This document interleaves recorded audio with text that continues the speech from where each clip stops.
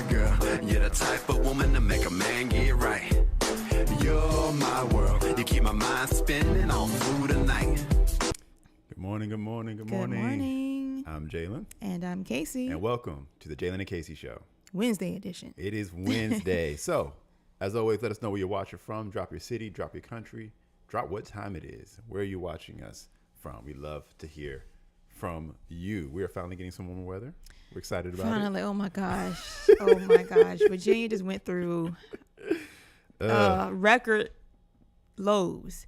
it. And snow day, multiple snow days. Yeah, it was we don't. weird. This part of Virginia, Yeah, we don't. where we live, Yeah. Hampton Roads, we don't get weather like that very often at Exactly. all. But yeah, it was just cold and no sun. It's just Yeah. very, very depressing. I'm not going to even lie. Very depressing. But praise God. Yeah. We are finally seeing some daylight. Mm-hmm. Starting to get warm. Just Yep. a little bit. We still ain't Yeah. there yet. But we're getting there. Yeah, we're getting there. So let us know what's the weather like where you're at. All right. So today's topic is couplepreneurs or couples at business, married couples in business. And as a married couple who are running a business together, have done this with several different businesses actually. So we're gonna go through our history a little bit. We have some insights on that and why a lot of times it don't work out. Yeah, They don't say do it. they say Don't they do say it. don't work with family. And we're going to find out don't mix love and business. And we're going to find out where all that comes from. Is there truth to that? And can you navigate it? Can you make a difference? Can you do something different than everyone else? But anyway, let's talk about our sponsor, Audible. So we want to shout out Audible today. Audibletrial.com/Jalen and Casey is how you can get access to a 30-day free trial of Audible Premium Plus. They're sponsoring this podcast. And if you click that link in the chat or go to the link in our bio to get the link, you can get access to a 30-day free trial of Audible Premium Plus, get access to plenty of awesome Audible titles, whatever you're into, fiction, nonfiction, self-help books, motivation, all of that. There are plenty of marriage books that we promote all the time on this channel, such as Marriage on a Rock by Jimmy Evans or the 30-day Newlywed Marriage Devotional by Chris and Jamie Bailey. Awesome books, all audio books that you can listen to on Audible. So we encourage you to go ahead and cop that today. Audibletrial.com/Jalen and Casey. Cop. Yes, that is, I'm millennial. These are millennial terms. I feel like this is the year of millennials. I feel like I haven't heard that in a while. And yes, I do agree to that. I think this is the year of millennials. I You think get we're that coming vibe? back. Yeah. We're coming back. I feel like we're kind of, Yeah. T.I. dropped a song, and not that I listened to T.I., but I'm just saying, like, I just feel like millennials are coming back. We're making a comeback. Like, we're here to stay. We are here to stay. We're living longer, stronger. Yeah. You know? I just feel like Yeah. this is we're entering millennial season. So I get that feel. Anyway, I receive audibletrial.com/Jalen and Casey. Oh, man. Praise God. Millennial marriage. We can do an episode on that. Millennial marriage. Ooh. That'd be cool. All right. So real quick, guys, you know the drill. You can super chat. You can do the Facebook stars. You could do the TikTok goal that we've got. We got goals set on all our platforms except for Instagram because I don't know why Instagram lagging. But everybody else, we've got goals set. If you do the gift goal, you get to choose the next topic for the next episode. All right. So this episode is actually thanks to a super chat donation on YouTube. This topic has been chosen. So what we're talking about today is couples in business, or couplepreneurs as they call it. You put the word couple and entrepreneur together and you get couplepreneur. Isn't that fancy? So let's talk about it. What's it like being a couplepreneur? What is your experience been since we've been married? Stressful. Takes work. Well, here's the thing. If your marriage is already on the rocks, like if you already are not good with communication, and we talk about communication, you're going to hear that word so much. Oh, yeah, like 100%. it's just everything to marriage. If you have a hard time communicating, have a hard time agreeing, getting into business is not going to make it better. The thing about being in business, you really have to discern the strengths of each other and know what they are, because, and I'm going to use this term, roles. The roles you play in your domestic life as husband and wife may not be the same in your business life. And you have to be okay with that. Case in point, the wife might be the boss of the business, and the husband has to recognize her ability to lead the charge in business and be okay with that. But understand that once you're done with business for the day, you guys switch back to domestic, husband and wife. You know what I'm saying? Like, whatever the dynamic is, because that look, anybody who's been in ministry, it's the same thing. And you could talk about that from having parents who are pastors. You know, like you got to try to divide parent from pastor. Like, and that's what people will say. Working with families sometimes doesn't work out. You get your emotions involved. But with couples, if you don't have a strong dynamic and a strong sense of what's I want to say, like self esteem, I guess. Because if you're easily offended, once y'all start working together, you know, y'all going to get each other's nerves even more so. Yeah. Because who you are when you're just chill with family, with the kids, things like that, may not be how you are. You may be more aggressive when it comes to business, you know. And if you haven't seen that side of your spouse, you know, that might rub you the wrong way. And you made a good point. So I'm going to go kind of, as we, you know, hit these points, I kind of want to also go through the different businesses that we've had as couples, you know. And let's talk about this. What would even be the reason for doing this together? Here's the thing. I am a fan of couples working together. I'm a fan of y'all building something together. Yeah. And it doesn't have to be an incorporated business where you're paying taxes, corporation, LLC, whatever. It can be y'all doing ministry together. Y'all do outreach together. Y'all go volunteer at a soup kitchen. Y'all open your house and bring couples in and talk to them. It can be going out and feeding the homeless. Like, it can be anything. Yeah. I feel like it's something good for, organized that you both are passionate about. That takes y'all getting together, sitting down, writing out, planning, having goals, and achieving those goals. That's what I like to see couples do together. And that can easily be done in the form of a business.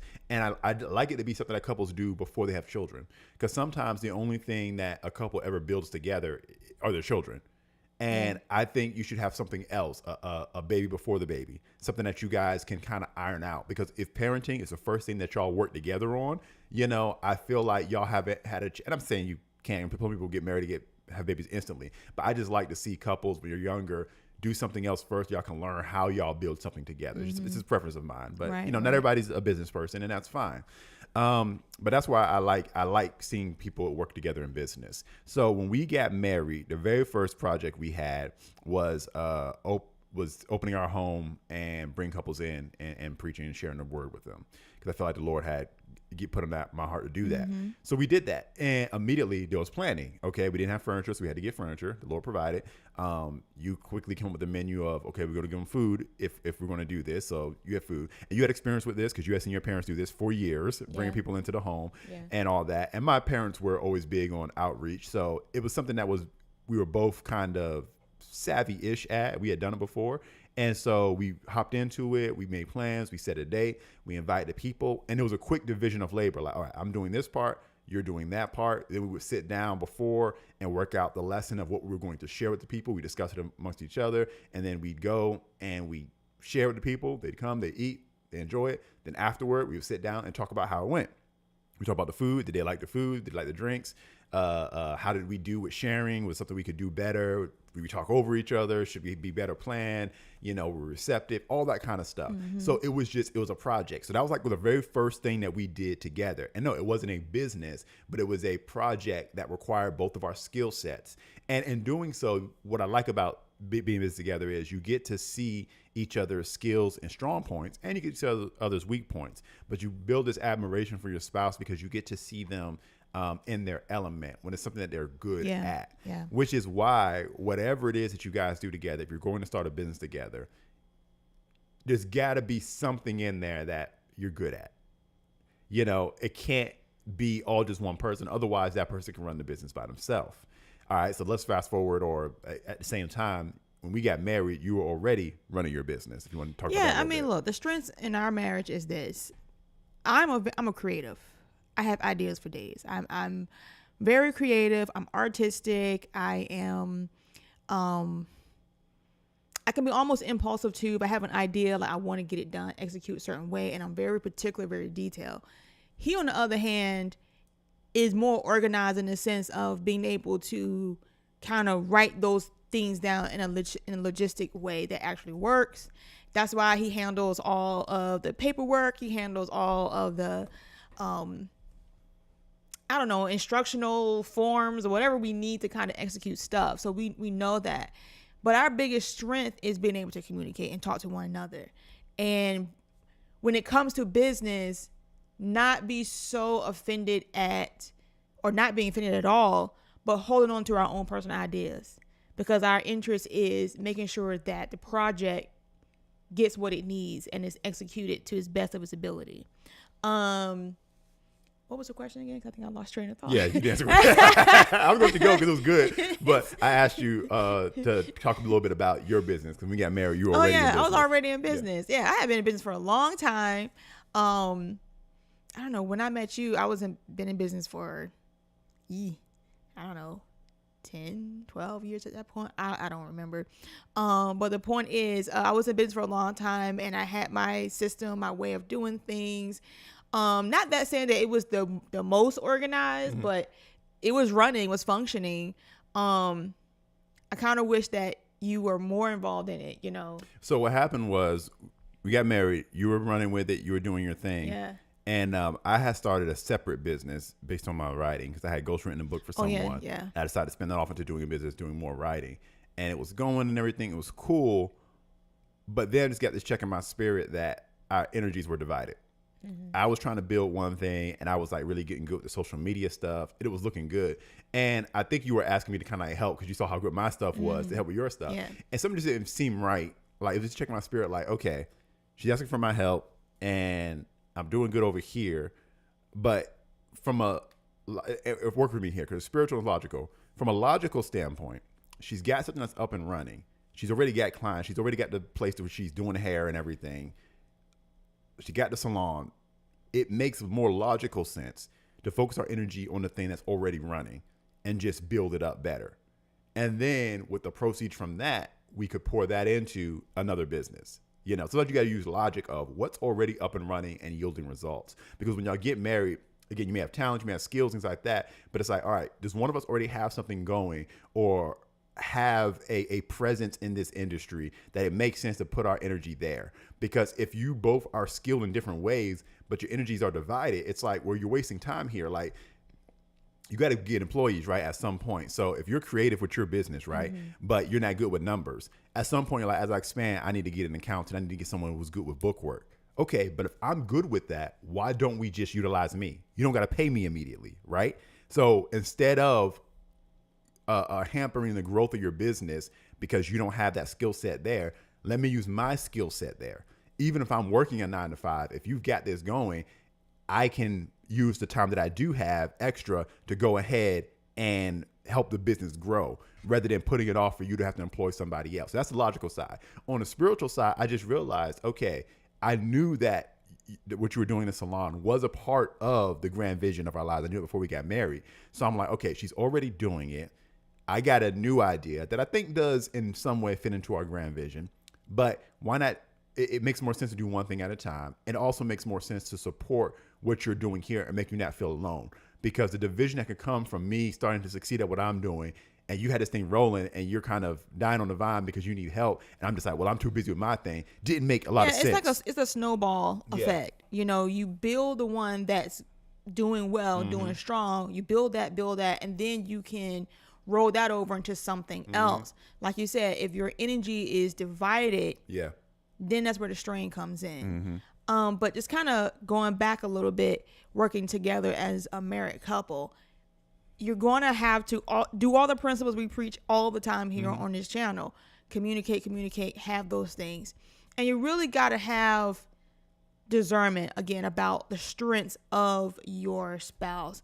We've dealt with couples where the husband just didn't appreciate what the wife brought to the table. He was so bent on doing it his way that her ideas just didn't get a second thought. But he was struggling. The whole time he was struggling. And we're saying back like, well, why don't you use your wife? She's good at that, you know? But no, I want to do it myself. And I feel like in that situation, the husband just didn't respect the wife. Sometimes that's what it boils down to. You know, one or the other may not respect the spouse. You know, the wife may not respect the husband, and the husband may not respect the wife. Because the tricky thing about being in business with one another, we have the hindsight of who we are behind closed doors. And sometimes we let what we know behind closed doors affect us working in public business. You know, we let the fact that he don't pick up his socks off the floor determine his competency in business.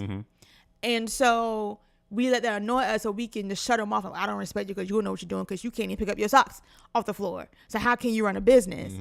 And I hear you, wife. I hear you. Okay. But that's not the same. My husband has a lot of things that I wish that he would do better domestically in the house. Pick up his socks. See that he don't close the chip bag right. All the things. But I do recognize that he has a good sense on his shoulder. Like, he got a good head on his shoulder for business. Like, he's very logistical. Like, he can learn pretty much anything really quick. Like, he works well with people. Like, I have to recognize that and turn the domestic stuff off while we're in business, and appreciate what he can do, his strengths and weakness. Like, appreciate his strengths. And the same goes for him too. There are a lot of things about me that I know annoys him, that he wish I just do better. But he understands, when Casey get in front of people, she talk. I don't think I talk so well, but I can do things. I get people to do things. Like, that's a strength that you recognize. And I am a good leader. I don't say that arrogantly, but I've worked in enough positions, enough leadership positions to know that I'm a good leader. Yeah. And people like working with me. Now, I may be very bad at organizing my closet. Like, I'm telling all my secrets. I am bad at organizing my closet. Like, that is a thorn for me, is my closet. He is better at that. He's better at those things. But he don't let that disrupt his ability to see my strength and my leadership ability. Yeah. So you mentioned someone not respecting the person's skill level. Then there's another way it goes. I saw a couple do this, where the husband wanted his wife to be involved with what he was doing, but he was putting her on something that wasn't her skill set. Oh, yeah, that too. And so she was frustrated and kind of wanted to draw away from the business just because the task that he needed help with this task, it was like bookwork, something like that. And he needed help with the task. So he's putting her on that, but she just didn't like it. And I guess she felt like she wasn't very good at it. And so but at the same time, they needed somebody to do it. And so it was one of those things of like, well, it's got to get done. And there's only two of us. We don't want to have to spend the money on an employee right now or to outsource it, because the business is small. So it's better we work together. All that logic makes sense. But what you can do is burn out one spouse if you try to get them to do something that they're not really good at. Yeah. And that really shows up with creative businesses. There's another couple where they were doing creative stuff, like it was like social media influencing kind of stuff. And they were good at it. Like, their content was great. They were naturals and all that stuff. But only one of them was the creative one when it came to visuals, right? So this one was the one that did the heavy lifting with the cameras and the editing and stuff like that. The other spouse just had no knowledge of that stuff. And it wasn't that spouse wasn't able to learn. They were willing to, but it was not their skill set. So they were trying to, and this is a key point here, they were trying to make the division of labor even, they had a lot to do. They had jobs, it was their kids, all that kind of stuff. So they were trying to make the division of labor equal. So it's like, okay, I need you to edit videos just because I'm editing videos too. But the one was just not good at it. The other one was. But the other one was feeling overwhelmed because they were the only one doing it. So they were getting frustrated with the other spouse because they're not helping enough. And, while I was looking at it, I was like, I see what you're saying. But the answer isn't they need to do more editing. The spouse that isn't. The answer is maybe I just need to turn down the workload, because at this stage of life, you just can't keep up with this production of this influencer business as well as your jobs. Because what happens is you get frustrated with your spouse because you want the division of labor to be equal, but it's not ever going to be equal. You got to lean to strengths. Exactly. So with what we do, my strength is all the technical creative. So that means the cameras, the editing, the shorts that get posted, all that stuff. I do all of it. I just show up and be the talent. Exactly. She shows up, sits down. The lights, the camera, the action, that's all me. All right. And so you would look at that and say, well, the work's lopsided. Jalen's doing all the work and she should pull more of her weight. That's the wrong idea. That messes up couples domestically and it messes them up in business, because you're just trying to have everybody do 50-50 because you think that's what partnership means. No, partnership is everyone working their strengths. I bring my strengths to your weaknesses. Her weakness is the technical side, okay? So my strength is the technical side. So I do all the technical. Well, doesn't that mean you're technically doing more work? Well, sure, but I don't care, because we're not trying to, this isn't a competition. At the end of the day, if you're talking the likes of this YouTube channel, the views are here. Whatever views we get, whatever monetization we get, is a result of both of us. Yeah, that's the thing. It's not just because he does a good job of technical stuff that is working. If I was up here by myself, we would not have the same reach. We would not have the same effect. It works because we're both here. Exactly. Okay? Matter of fact, there are a series of videos and courses that she does solo. I'm talking about the single woman stuff and the Dream of Purpose stuff that she excels at, that gets more impact and reach than if I was to do something separate. Okay. So in my mind, and we don't talk in these terms, but I think I have a film background. So I think film, TV shows about that. In my mind, she's the main character.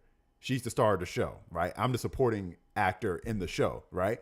In my mind. So when we're publishing content or doing stuff, I generally think Casey-centric when it comes to how we're pushing the content and how it's showing and all that kind of stuff, right?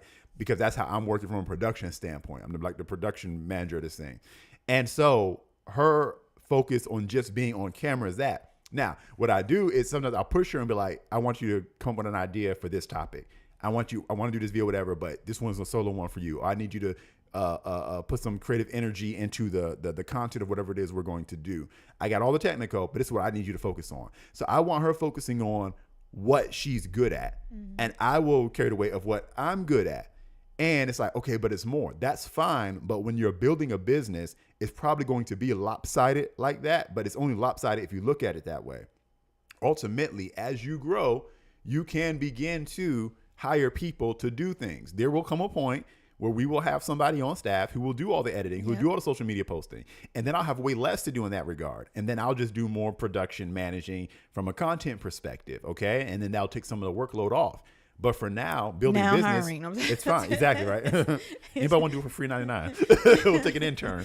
But anyway, so that's how it goes. So that's just use an example of what we're doing. You know, flip side, when I started helping your business, finishing that story, I shut down what I was doing, the business I had started. And I said, you know what? I'm going to focus and put my energy on her salon business. So what I began to do was focus on the marketing. I worked in sales. So I took my sales background and began to put that to work on what she was doing. She was doing the heavy lifting of all the stuff in the salon.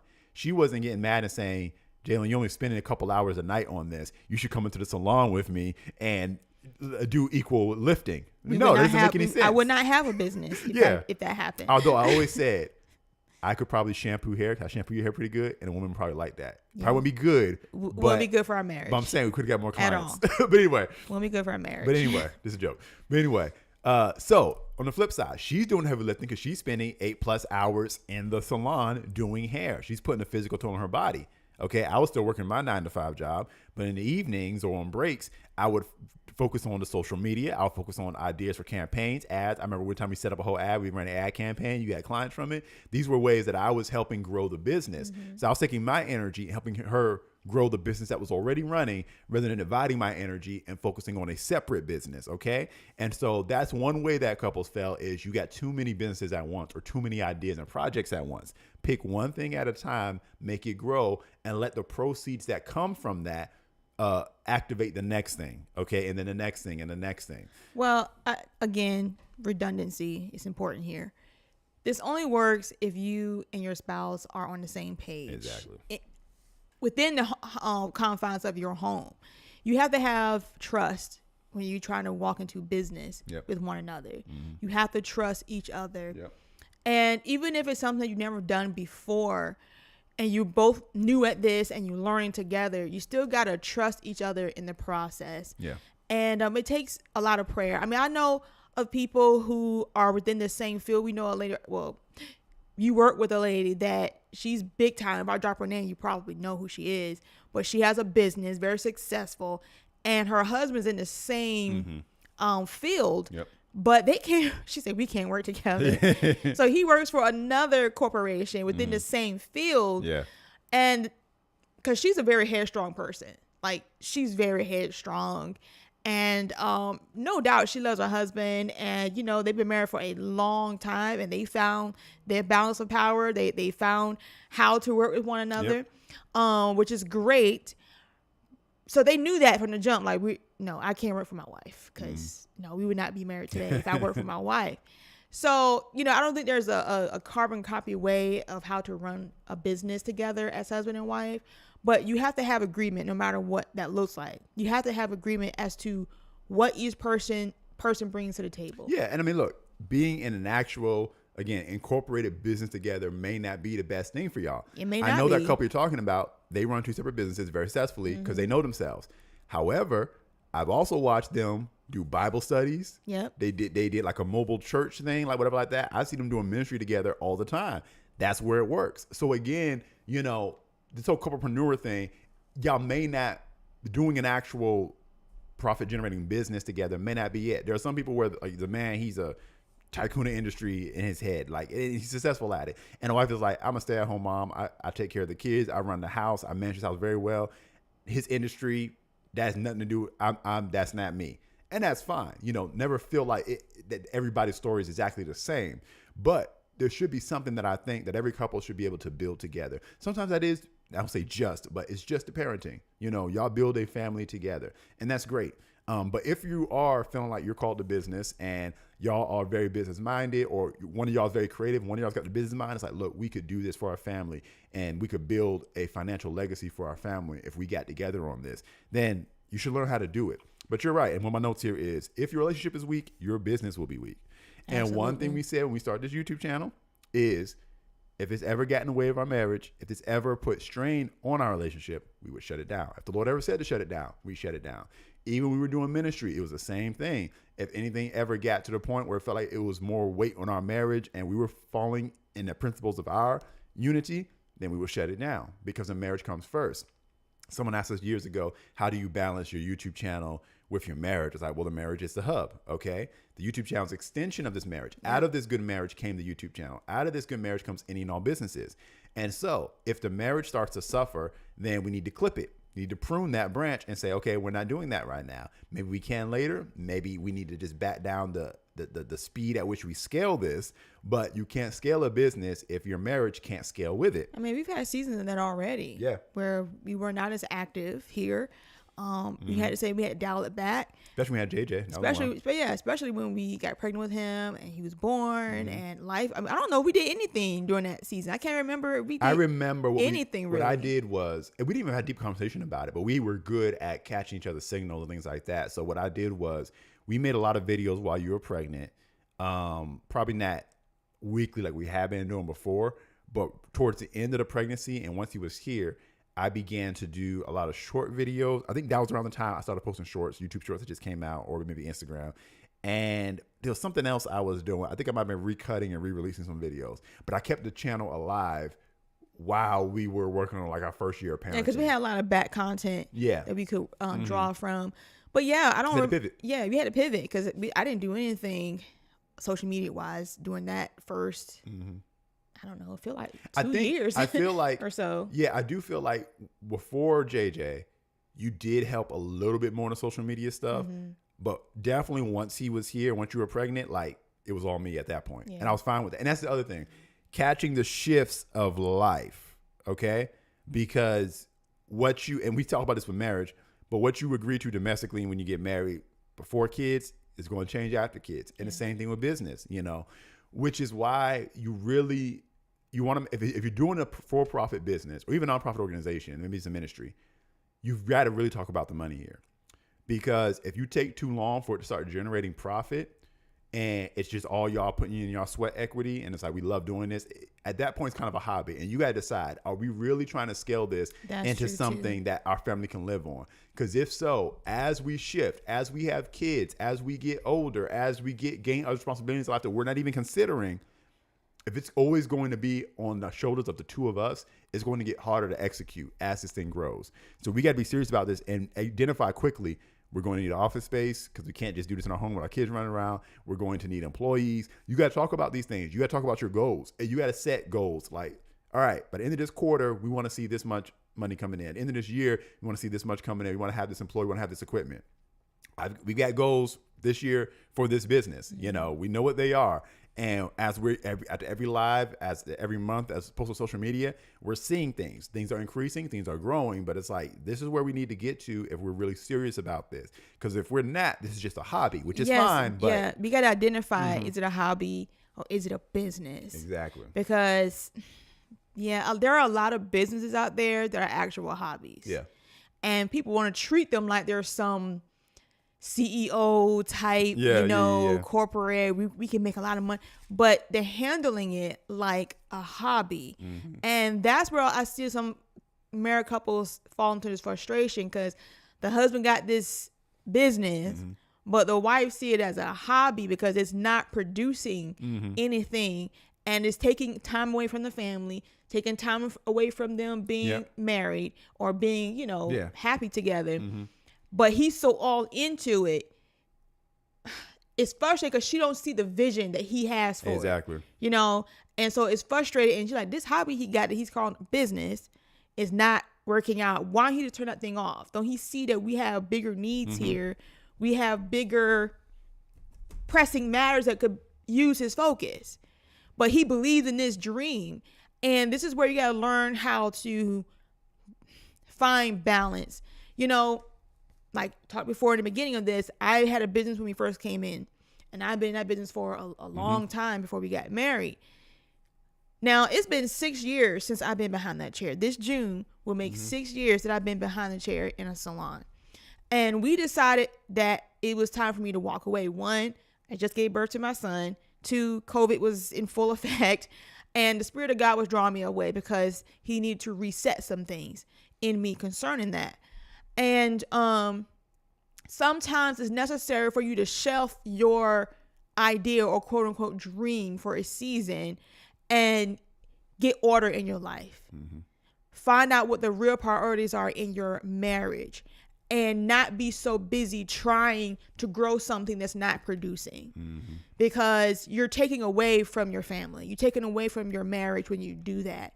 And if you ever want your spouse to get on board with your business idea, you're going to have to win their trust, whether it's the man or the woman. You got to win their trust by showing them that they are the priority, that the family is the priority. Now, I'm not talking about a woman or a man that's selfish. There's some selfish people who just, I want all the attention. You can't do anything without me. I'm not talking about that. But if your family life, if your marriage is suffering and your wife is sitting over there like, babe, can you not do that? Do we have to do that? Why are you going over here? What? Are you making money from it? No, but it will though. It will. I can see it. But you're spending more money than you're making. We need to dial it back. Yep. We need to dial it back and figure some things out. Yeah, sometimes, and that's the thing, like vision, right? We talk about it all the time, especially in our submission episodes about the man having a vision, things like that. But did you ever get your wife on board with the vision? Did you ever pour this into her heart? Or wife, you've had a vision as business. It's like, have you ever really laid this thing out and shown? And then the goals and the pathways. And here's the thing. You got to get some education too. If this is really going to be a business, because you can't just say one day, we're going to get there. I need goals. Here's the funny thing. I'm kind of that guy. Like she was doing her salon business, but and she knew what she wanted to get to. But when I started getting involved, I'm like, okay, well, we need goals. Like, all right, you're saying right now, like stop doing this, stop doing this, exactly. stop doing this. And I'm like, what? Because to me, for me, I like math. Like it's a math problem, right? So if you're saying, okay, I want a bigger salon space. Okay, how much does a bigger salon space cost? Okay, let's write that down. All right, now, can you afford a bigger salon space? Well, no. All right, how do we get that bigger salon space? We need more money. Okay, these are the amount of clients you have on a weekly basis. This is your black book of clients. Okay, either we need more clients based on your prices, or we need to increase the prices on your current clients, or maybe we need to do a little bit of both. Okay, so we now know we have 10 clients. We need 20 clients to be able to afford this space, or to afford an assistant, or to whatever, buy new equipment. Okay, so this is how many clients we need. All right, so step 1 is, before the end of this month, we're going to put together an ad campaign and go get clients. These are goals you're setting out that you can write on paper together. And that's even like, let's say the business is all one spouse, the other spouse really just has no interest in it, or it's not something that they really could get involved in. They can get involved on that side, just from the family side of like, all right, this is where we're going to go by the end of the quarter. This is our projections. All right, we're going to do some market research. It's like, and if your eyes start glazing over when you hear those terms, breathe. Pray in the Holy Ghost and say, we can learn anything. Yeah. We can do this. The skills let me give you an example. We're live streaming on like 4 different platforms right now. I'm using a software to do it. We got a camera right there, microphones here, a light there. We did not know how to do this stuff when we first started. We built up there. We started out live streaming on Facebook. Short form content wasn't a thing back then. Nope. We've pivoted and grown and changed and flipped and done things. I've learned skills with technology that I never knew that I had. And heard you, like, it takes time. It takes time. But you do it when it's better together. Sometimes your support as a spouse, if they're doing everything in the business, your support is just to kind of help them push them. Like, hey, did you put some hours in today on this? Well, look, let me help you. I could do some research. Like, I may not know how to do what you do, but I can help you do what's manageable. Yeah. We had to learn how to scale back a lot of stuff. Even on this channel, we had to learn how to scale back stuff that was actual manageable for us to do. You know, I remember early on we started doing daily vlogging. Yep. Oh my gosh. Now it sounded like a good idea. It was fun. This is before before JJ. Yep. And we was doing it. And but at some point we realized this is a lot of work. People who daily vlog, this is a lot of work to have content every single day. And then you got to edit it and put it together. And we're working 9 to 5s in the midst of all of this. Like it is work, right? Yeah. And then you got to have content, that's interesting, right? And the day we stopped, it was a moment I will never forget it. It was like, oh man, we haven't shot anything today. And we're spinning our wheels trying to think of something to shoot that's interesting. And I'm like, no, this ain't for us. We can't do this. For one thing, we have to be authentic. Like, I don't want to make anything up just to get a view. Like, that's just not our style at all. But we was like, this is a lot of work. Yep. And this is not for us. It's maybe every now and then we could do a vlog, every once in a while. But this is not us. And we haven't vlogged, like I said, before JJ was born. And so that's been over 6 years now. And we had to just dial it back. We was doing too much. We was vlogging and we was doing a podcast. Yeah. At that time. So we was doing a lot and have a 9 to 5. I'm working in a salon. He's working, his job, and it was team It's too funny. much. I think about the amount of energy we had back then. It's pre JJ. We could not do I'm it like, now. man, if I had that now, what we're doing now, doing this full time, it's like, man. We did not. Oh my gosh. But some of the things are trial and error too. You don't get offended. It's like, okay, that we tried, it didn't work. Move on to the next thing. But you gotta know when to let go. You do gotta know when to let go. You gotta know when to cut something off. Yeah. You gotta know when to let go of your business. Well, it's time to move on. And that was a bigger, harder thing to do because you had established so much and done so much. But you just got to know, and that's why all this got to be led by the Spirit of God, because He's got to be the one directing your moves. When we first got married, I had a business idea I was working on. Even before we got married, it was actually an invention. So it was like a lot of pre-work, and I had to put that on the shelf. I believe it was from God. I still think about it all the time, every day. But we need to work on our marriage at that time. So it's on the shelf until the day that I can get back to it. I also realized it's something that takes resources to even put the time and energy into design.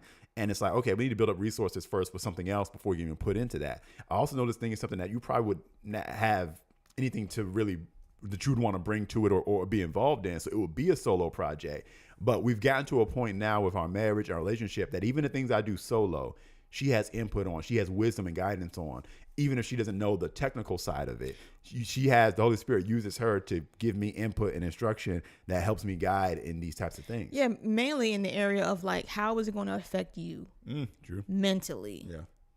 Can you handle this mental load? Sometimes we are unaware of our capacity for things because we're just so used to shooting from the hip all the time. Yeah. I get an idea, let's do it. I have an idea, let's do it. And that's not always the best way. It's really not the best way to do anything, really. Especially if you got to take from something to make it happen. Ideas are fun, but a business requires planning and discipline. And sometimes we avoid doing that because it then becomes unfun. Yeah. And we just enjoy the fun of it. Again, if you want a hobby, just have a hobby. Yeah. It's fine. That being said, I usually see this where a lot of wives today, and that's why y'all on TikTok, because y'all are very talented at different things, whether it's baking, whether it's plants and vegetation, whether it's crafts, whatever. And these husbands be working these 9 to 5s, and sometimes it just feels like they're robots with their heads just kind of down, just focused, doing the daily grind. I'm like, do you see what your wife is doing over here? Yeah.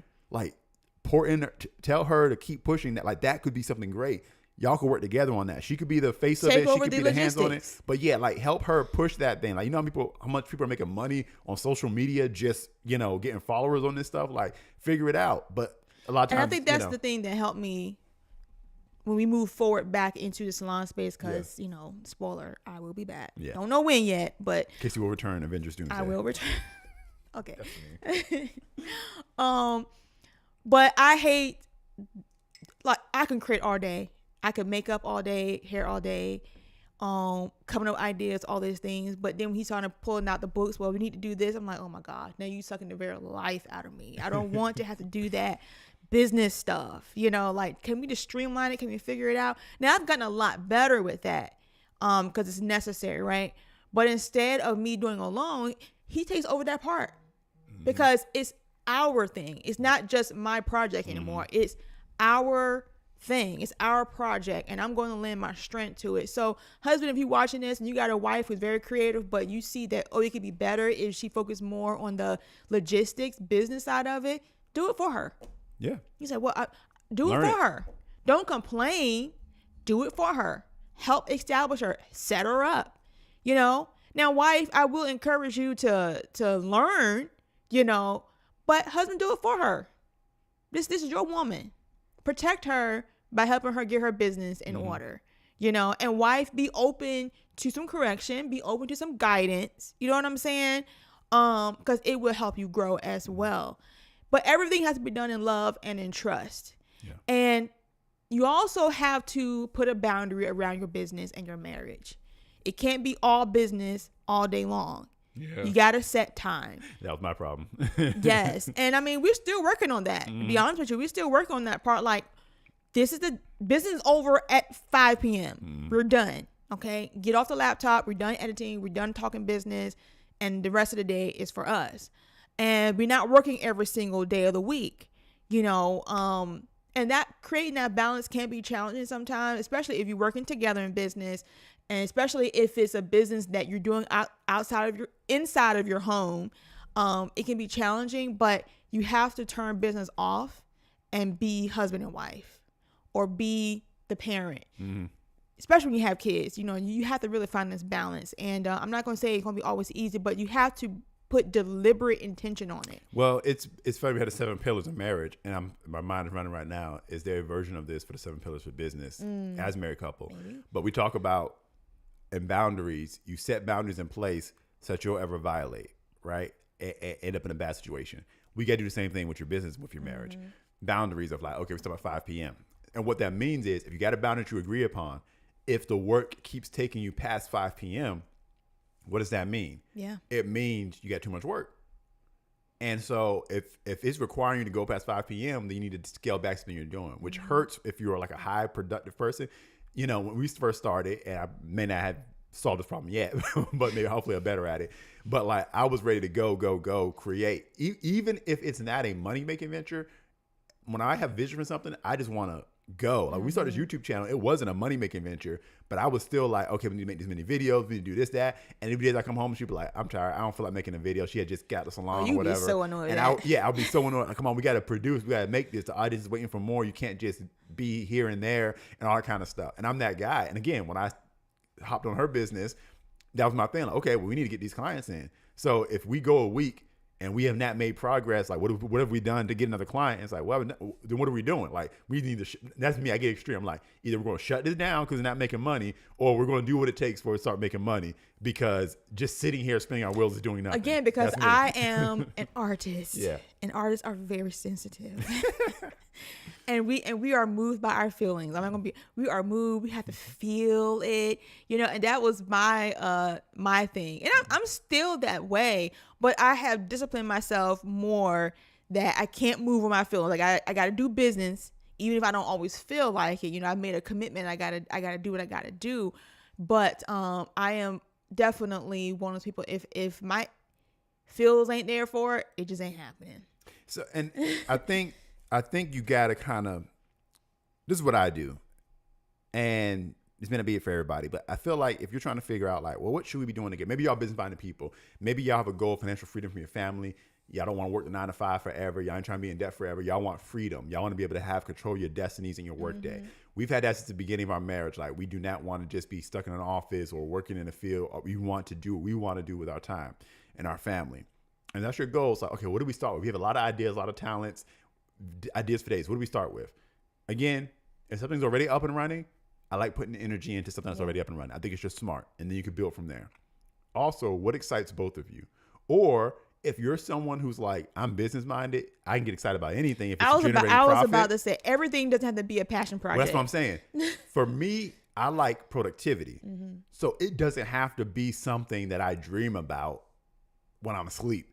It's just got to be productive. I'm trying to productivity. So if you're that spouse, then y'all can pick something that the other one who's more creative is passionate about. So sometimes I'll have ideas for days and I'll bring them up and you'll be like, okay, cool, whatever. And I know it's not clicking. But then you bring something up, whether it was for a business idea or not, but that it's passionate about, that you're passionate about. And I'm like, cool, here's the thumbnail. Here's the YouTube channel. I'll come and say, I already made it. Let's go. Like, while you're talking, I've got the social media channels up. Let's make it happen. I'll put a camera in front of you tomorrow. And I've done that before. But it's like, I can attach to anything if I can see the value in it. And so sometimes it's like, okay, for me, it could be anything. So I'm going to find out where she's excited. And that's what we're going to work on today. That's what we're going to push. And again, personalities are everything. Your personality type is you could shift from one thing to the next kind of thing. And sometimes I've had to kind of ride that river until we settle in on something. But then there is that moment where you guys decide to make a vision and you got to get disciplined, you know, and it's a push and pull. Like I said, we've done multiple different projects, businesses, ideas, outreaches over the years. And it could look like y'all see this, oh, you're so successful. You got 8,000 subscribers on YouTube and 15,000 on Facebook. It was a rough road getting there, you know, and we're not done yet. But it's like, if we could show you all the things we started and stopped, whether it was on this channel or somewhere else, it would look like a history of failures, like a graveyard of ideas. But they were all building towards the synchronization that we have now. We were definitely learning. And that's business in general. Yeah. That's marriage in general. And that's couplepreneurship when you do it that way. It's going to be that way. So don't flip out if it's like, dang, 3 years in, we've started 3 different ideas and they all failed. They weren't necessarily failures. If you're growing and learning from it, it was growth. It was figuring it out. We found 100 ways not to do it. I could go through, this is maybe the second or third time we've tried to do channel memberships until we find out how we want to make it work. And I mean, but the bottom line is, if your business is causing strife, it's either the business or y'all need to work on your marriage some more. Yep. And that's just the bottom line. You have some comments here. Yeah. So let's, what do we got? We can read them off. We got, I don't want to say your name wrong. Is it Kadik? Or Kedik? This is kind of early on. This may be the challenge I'm facing. Our energies are focused on 2 different things at the moment, which is frustrating for me. Yep. That's what I mean. You know what he is capable of. You know his strengths and his weaknesses, and you try to push them to work on their strengths, but they seem complacent. That happens a lot. That happens a lot. A lot of times I see that from a wife to a husband. Because what happens is a lot of husbands just get settled in the provision for the family and working 9 to 5. And we just saw a video where Liz complaining about that. We should have saved it. But and what will happen is, if everything's safe, some people are not natural risk takers. I'm a natural risk taker. I am not. I'll blow up the stability of what we have for the risk something greater. But there's a lot of husbands who aren't that way. We got something stable. It's not worth rocking the boat because, you know, we could lose. We could lose our family. We could lose our possessions. We could be put outdoors, stuff like that. And so a lot of men, what you see is complacency. They're just trying to secure things. And a lot of times pioneering something, building something new runs counter to security. It just does. You can't sometimes have both at the same time. But if that is important, in a way you can build financial security in a way where it's like, okay, we're going to take this risk, but the family said we have enough savings built up to where we can take this business risk or we can take this move. But if it doesn't work out in 6 months, we got 6 months savings put up to do this, then we can go back to what we were doing, you know. Some people you have to do like that. And some people are just risk takers and you just hop out and say, we ain't got no backup plan. We're just going to do it. It depends. Everyone's different. But I have seen that a lot about the complacency thing. Crochet, Cozy Crochet said, great advice. I'm the same way, then burn myself out. Oh, the creative thing. Yeah. We have to find, this is Kadik again. Please let me know how you say your name. Pronounce it, because I don't want to say it wrong. We have to find a balance that doesn't just benefit just us individually, but our family as a whole. Absolutely. Right. And Cozy Crochet said, I feel like there isn't enough hours in a day when it comes to my art. I want to spend my whole day crafting something, but the kids have to, I think you said eat. That might be eat. Yes, I get it. And for creatives, a lot of time, and it depends on how your brain mind process. For me, it's this gestational period is what I like to call it, where I'm contemplating the idea in my head and I'm thinking about it and Yeah. it's growing and growing, and that might take hours or days. It doesn't matter. But when the spark hits, it's full on. Yep. It's on. And I want to just stay on it until I am done, done. And it's not reality right now. Because I got to be a wife. I got to be a mommy. I got to be a minister. I got to be, a daughter. I got business to handle. I got people I got to do business meetings, obligations, things that distract me from what I really want to do.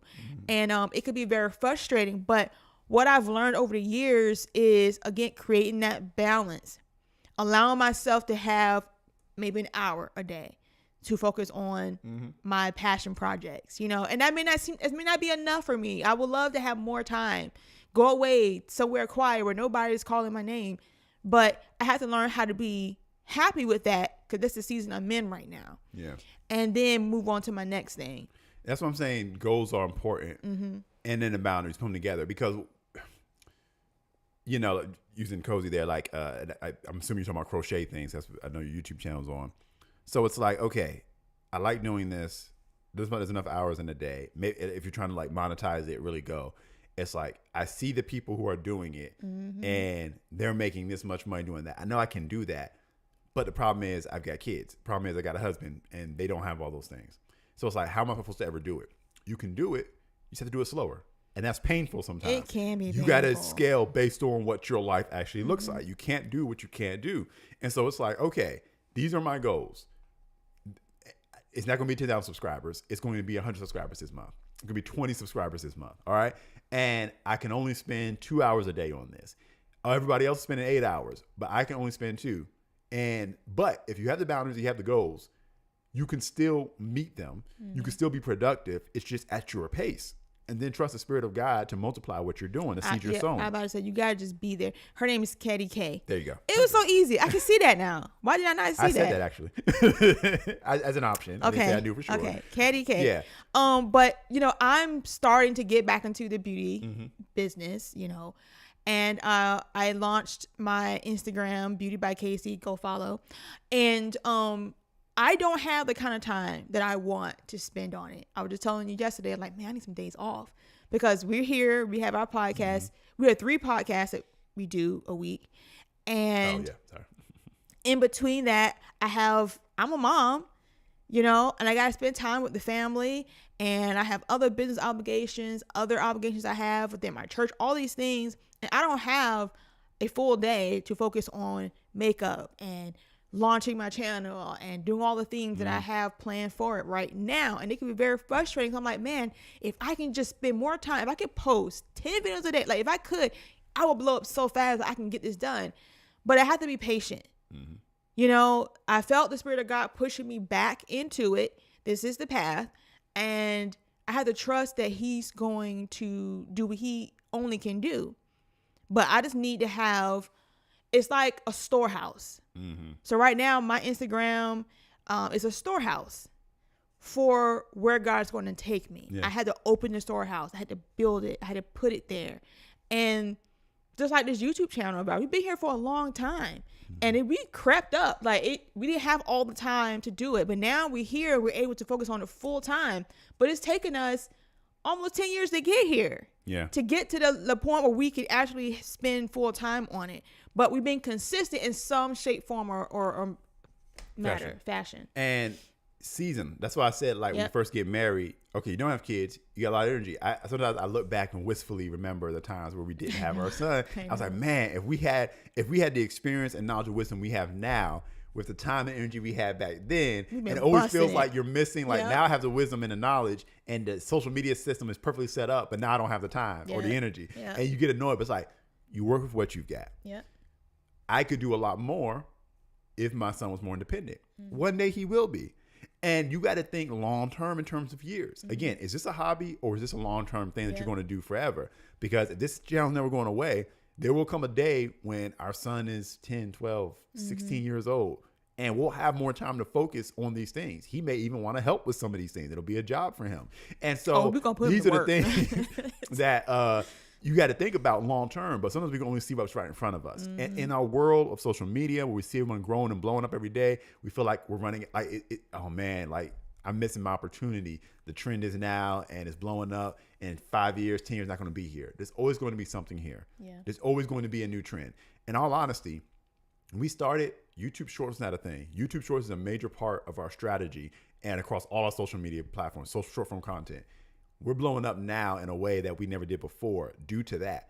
So sometimes you got to recognize what God is doing. You saying God created vertical short form content just for you and your channel? Yes. My daddy does that for me. He creates technology. He sets the ages by his word. And when we've been praying and confessing certain things for our channel and for this ministry of what we're doing, God is shifting the nation, shifting business people and technologies for us so that we can do this. The way live streaming, how stable it is now, technology, there are things now that you used to have to pay a lot of money for to try to pull off. There's a camera in your phone now. We remember where it was not the case, where you can now get quality videos off your phone, off your webcam. You can get a 4K. There are things that did not exist before. So stop thinking I'm running out of time and realize every day and every year that goes by, technology is becoming cheaper. More doors are being opened, accessible. more opportunities. There are new things happening that are opening the door for me, and the Lord is setting it up for me. That's the vision we have. And that's why we don't have fear about how long it takes, because we're going to get it done. And that's it. Doing this without the Spirit of God, just like marriage, it's going to be very hard. It's going to be stressful. You're going to be afraid because you feel like I'm running out of time. I don't have enough time.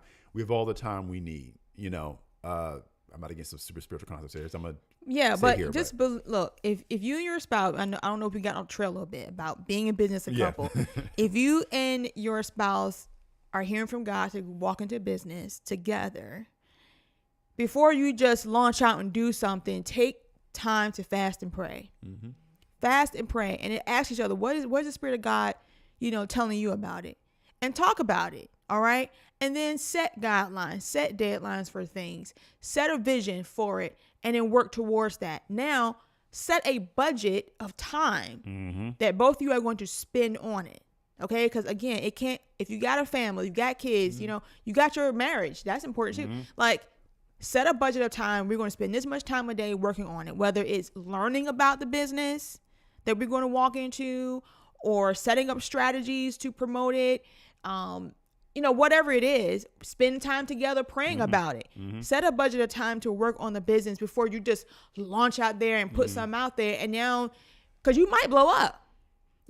There's a lot of people who put something out there, blew up overnight, but then it was short-lived because they didn't have the foundation to uphold the demand. You got to understand something. Sometimes the amount of time it takes, the way the Lord dispenses the ideas to you, and, feeling like you ain't had enough time, a lot of times the Lord's protecting you. Yeah. Because, again, like you said, in today's world, it's easy to go viral, easy for your business to blow up, and you can't keep up with it. I remember the saga of this lady that made some kind of hair product, and it blew up, but she did not understand the finance side of it, the inventory side of it. She ended up underwater. People were coming after her, calling her a fraud, stuff like that. And then she ended up having to ask people for money to bail her out. And it was a whole thing. She blew up. It was great at first, but she wasn't prepared. And sometimes God's protecting you because you ain't prepared yet. And in this season of slow building, years and years and years, you're learning things. That's why people say it's in business, just stay consistent. Especially with social media work, stay consistent because you're growing and you're learning from every step of the process. And you may think you're ready for the blow up, but you may not be ready for the blow up yet. May not be. And God's protecting you from something that would actually destroy you, destroy your marriage. Because again, what is important to God? Your marriage is supposed to expand the kingdom. And if you're doing something, even if it's making money, if it's not ultimately going to expand the kingdom, if it's going to destroy your marriage, God is not a part of that. He's not interested in that. He may be telling you to pull back, slow down, so you can strengthen your marriage. So, and then he can. Here's something I know, and what keeps me grounded. I know God can flip the switch like this. He can. Any moment, the right person can see what we're doing. The right person can send the right amount of money. He can give us the right product idea. It can happen like that. I'm not worried about the social media algorithms. The Holy Spirit is my algorithm. He can get it to wherever he wants. That's what I truly believe. I look at the Bible. Was it Philip Philip that he was preaching somewhere and then God translated him and then he was somewhere else. And God can move like that. So when I'm working and building, I'm not caught up on, am I doing just the right techniques and strategies? Because I got the Holy Spirit with me. And if I ain't blown up yet the way I think, if it's just building slowly, then this is the way to go, because he can flip the switch like that. So my part is to be properly positioned for that moment if he chooses to do it that way. And if it's a slow build, then that's the best way to do it, and that's the safest way to do it. So you can take away the anxiety of it, but never let it become bigger than a marriage, and never let it collapse the marriage. Amen. So comments, Katie K says, we have one child and in his teens. The challenge I have is I believe in God, and I believe that in order for us to be successful, we have to live a life that is in obedience to God. And sometimes I feel that there are some things that seem more like a hobby to me that he does that is taking away from our marriage and time spent with God and the time spent with us, and it's not even bringing in much. Yeah, we mentioned that early on. Yeah, and I see that a lot of times. You know, and usually it's the husband got a project that a wife just don't believe in, and because it's not fruitful and it's not bringing anything, and you know, we don't know your relationship like that, but wife, pray. Your intercessory prayer works, and if he's really passionate about this, and if you're the type where you're badgering him about it or complaining about it all the time, he's turning his ear off to that. That's not going to get to his heart. I don't know what to tell you. I don't really have. Well, it's different for everybody. It's different for everybody. Yeah. You know, that's why we don't generally give like deep counsel on there, because you never know the full story. But I've seen scenarios where we've talked to couples, and it's like, okay, husband, you need to put this on the shelf, and it's a legitimate business, but your marriage is suffering, your family's suffering. You need to refocus. And when the time comes, come back around to this together. Then it's the other side where the answer is, wife, you need to come into your husband's world. Yeah. Maybe it is just a hobby right now. Yeah. But one thing we talk about, releasing some videos right now about it, is that when a wife catches a vision, she expands it. And he may not see the potential of it. There may be potential there. And what's going to happen is what's being waited on is for you to get involved and transform into something bigger, to make the light come on him and realize, oh, this is something that can be better. And you and the family can come in together on it together. I remember when I was a teenager, my dad had a business, and me and my brother were doing our own thing. And the Lord just kind of dropped in our spirits that we should help our dad's business with the skills we had. And so we came to our parents and we did a business meeting with my brother. We were like, these are our skills. It doesn't really match with your business, Dad, but we think we can help and do commercial stuff like that. And he was excited. And so we brought our energy to it. And so it could be that. It could be you getting into his world and assisting. So what the answer is ultimately, I can't say, but like you said, pray, intercede, but also keep your mind open to the possibilities. Because it could be a little bit of both. Now, maybe he does need to come back out and come up for air and spend more time with his family. But you going into his world and enjoy, let's just say it was gaming. Let's say he wanted to kind of be a pro gamer, and so he plays a lot of video games. Maybe you getting into his world. You don't see how this could work. He ain't that good at it. But you getting in there and learning the games when I'm playing with him can kind of build a camaraderie. And the answer isn't that you're going to help him be a pro gamer, but the answer is you getting into his world helps him kind of bring him out. And then the family starts to grow from the strength from there. You never know, but I will say this: challenge your offense towards it. Yeah. Because God can't intervene if you're offended by how He's handling this. You may say, "Well, I'm not angry," but it is an offense because it's frustrating. If it's frustrating you, it is an offense. It's an area where the devil can use to bring division in your house. So clear up the offense in you. Forgive your spouse for not having the attention span that you want in your relationship, all that stuff. Forgive him. Ask the Lord to forgive you. Get before the Lord about it. Ask the Lord, how can I help my husband? How can I be a better wife to him? And you say, well, he's the problem. How can you react? How can you interact? Go before God about that. Lord, how can I position myself so that you can enter into this scenario and get the glory out of it? And he may tell you do things that seem like, you said before, serving the man, getting into his world, because you got to get in there, like you said, to help bring him out a little bit. I don't know the answer to it, but I know that's what I had to do on several occasions in our marriage. And we coach other marriages as well. We encourage them to do the same thing, because sometimes we're offended at him or her for having this passion about something that's not producing. And it kind of worked. It's a slightly different variation of this, but again, when we were making videos before we had JJ, like I was like, let's make more, or we had a scheduled shoot date, and you would be tired and didn't want to do it, and sometimes you would cancel and be like, let's not shoot today, and I would get frustrated, and I was like, okay, this is a repeated pattern. I keep getting frustrated, I keep getting frustrated. She's not changing.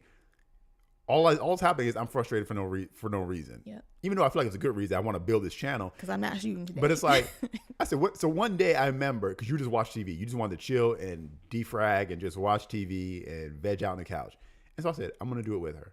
Because normally I'll be mad and then go off and maybe work on the channel some other way. Just do something else and just kind of separate from you. But I said, you know what? I'm going to sit here. And I remember the day I did it, I was annoyed inside. But I said, you know what? I'm just going to come and chill with her, relax with her, and be with my wife. And so I did that. And what began to happen was I stopped getting frustrated, and it ended up just being a matter of timing. And so we were just spending time together, enjoying each other, watching TV together, watching shows together, having our opinions and our theories. And it just became a pastime of ours watching shows together. And then fast forward all these years later, you're the one that comes to me and say, I've been praying and we need to start doing these live broadcasts. And now we've got the schedule. This was your idea. This sounds like a Jalen idea from back in the day. My idea. To shoot 3 times a week. When you gave me the idea, I'm like, yo, I'm excited. Like, yeah, let's do it. Like, this is something I would love to do. And yet it comes from her. And it's a timing thing. This wouldn't have worked back then, but it's working now. And it's patience. I would have loved it 8 years ago, but it happened 8 years from then. It's life. It's what happened. And the Lord knows the timing of everything. I just had to be patient. If like 8 years is a long time to wait, well, a lot happened between then. It's not like nothing happened. It's not like we didn't grow. It's not like we I didn't always do tell things, people, no one has outwaited God. Yep. God waited 4,000 years to get Jesus here, so we all can be saved, and we still act like knuckleheads. Okay, so ain't nobody outwaiting God on this. So you can wait however long for the thing. I mean, you got time. You can wait. You're not gonna miss anything that God ordained. Okay, if you're following His plan, if you're doing His will, you're not going to miss anything, and you have to trust that. And whenever you feel that anxiety, or like it's not moving too fast, it's not happy, it's not doing all the things, understand that the devil is trying to get you out of a place of faith, and resist it. Resist it. I believe in confessions. I believe in affirmations. You speak over your wife or your husband. You speak over your marriage. You speak over your business. You speak over your home. And you set the tone. Wife, you can set the tone for the atmosphere of your home. No matter what your husband's doing, you can, because the Spirit of God lives on the inside of you. You can make a difference on how you handle things. Yep. So instead, like Jalen did, instead of being offended, just sit down and enjoy. And then here we are, 3 days a week.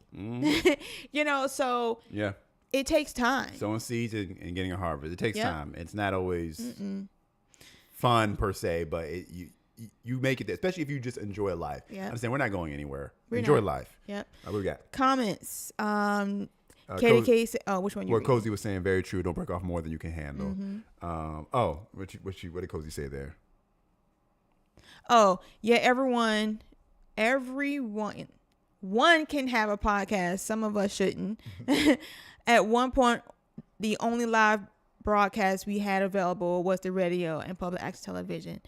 Tech has came a long way, and that is so true. Very much. Very so very true. much. Katie K said, yes, I am praying and fasting. Keep doing it, girl. Yes, rest is so important, Cozy Crochet said, especially together. And then Katie K said, his world is a lot of gym stuff and heavy lifting and TikTok and IG. I've tried to get into the gym life, but I felt like I was going to die. Look, again, I don't know your story like that, but I would get into it with them. It's healthy for you.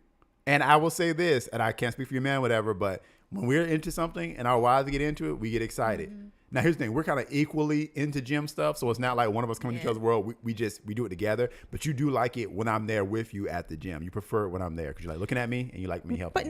But nowadays, I kind of like my me time by myself in the gym. Finally. Yeah. Okay.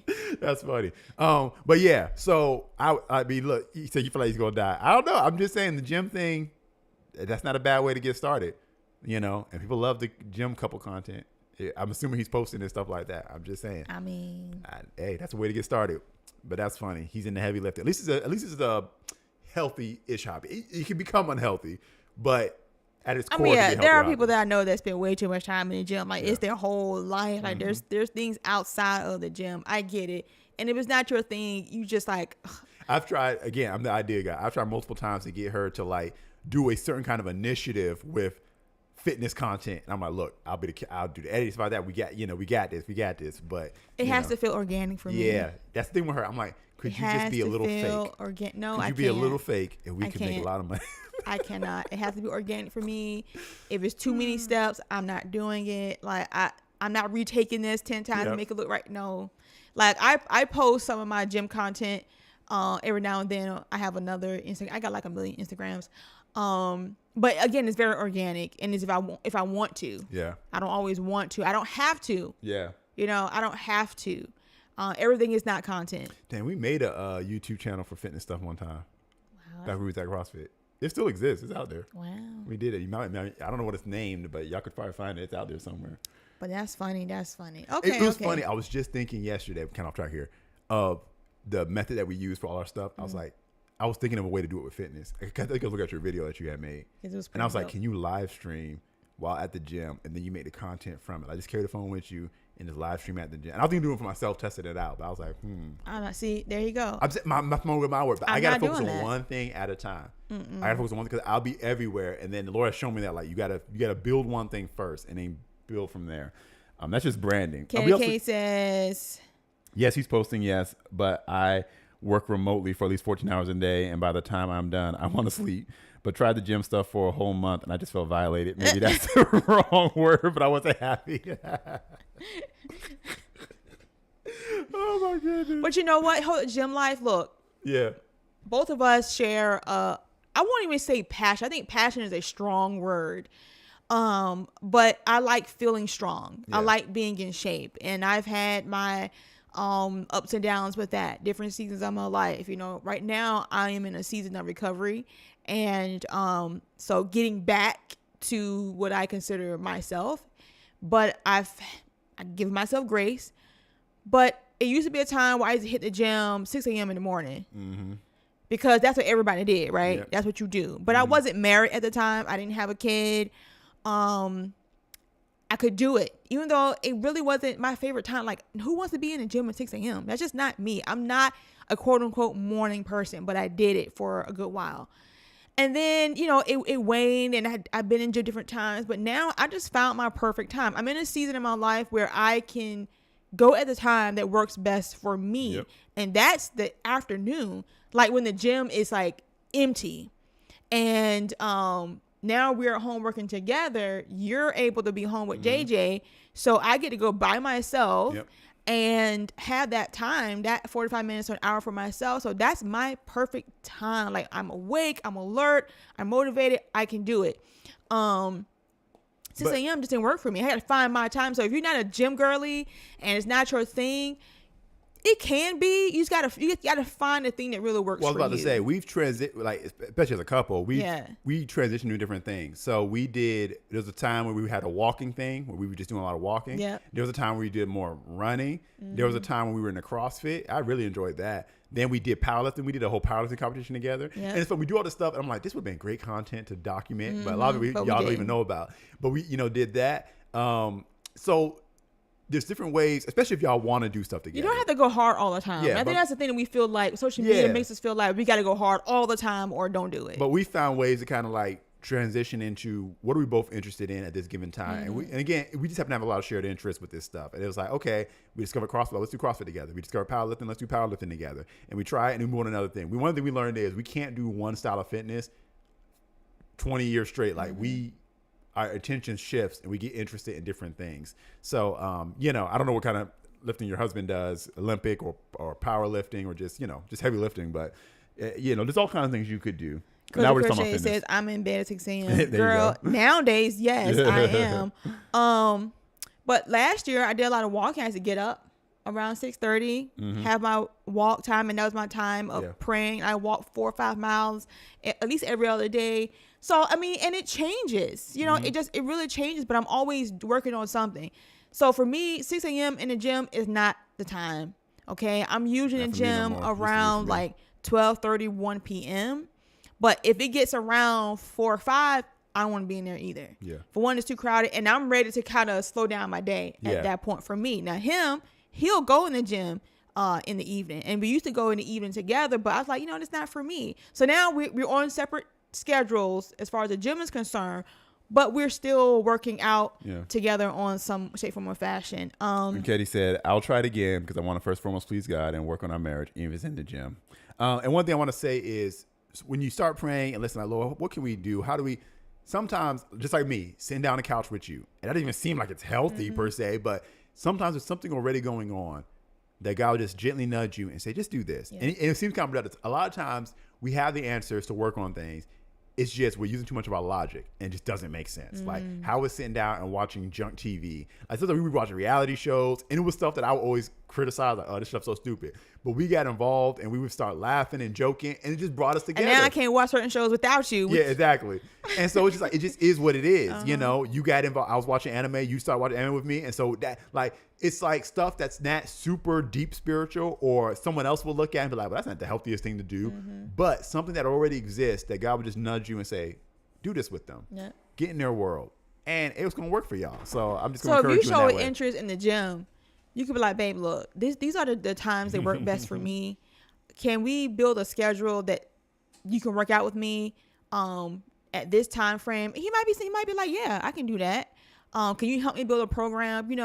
Look interested. This, like, you never know what that can spark. And not only that, it's sparking communication. Now you're talking to each other. You know what I mean? Like, you never know. Let God use that. Well, let's look at this. Katie said, I start working at 4 a.m. every day. He's a teacher, so I don't see him all day. When he comes home, he's gone again for 5 hours to the gym because he is also a trainer. Okay. And I don't see him until like 10.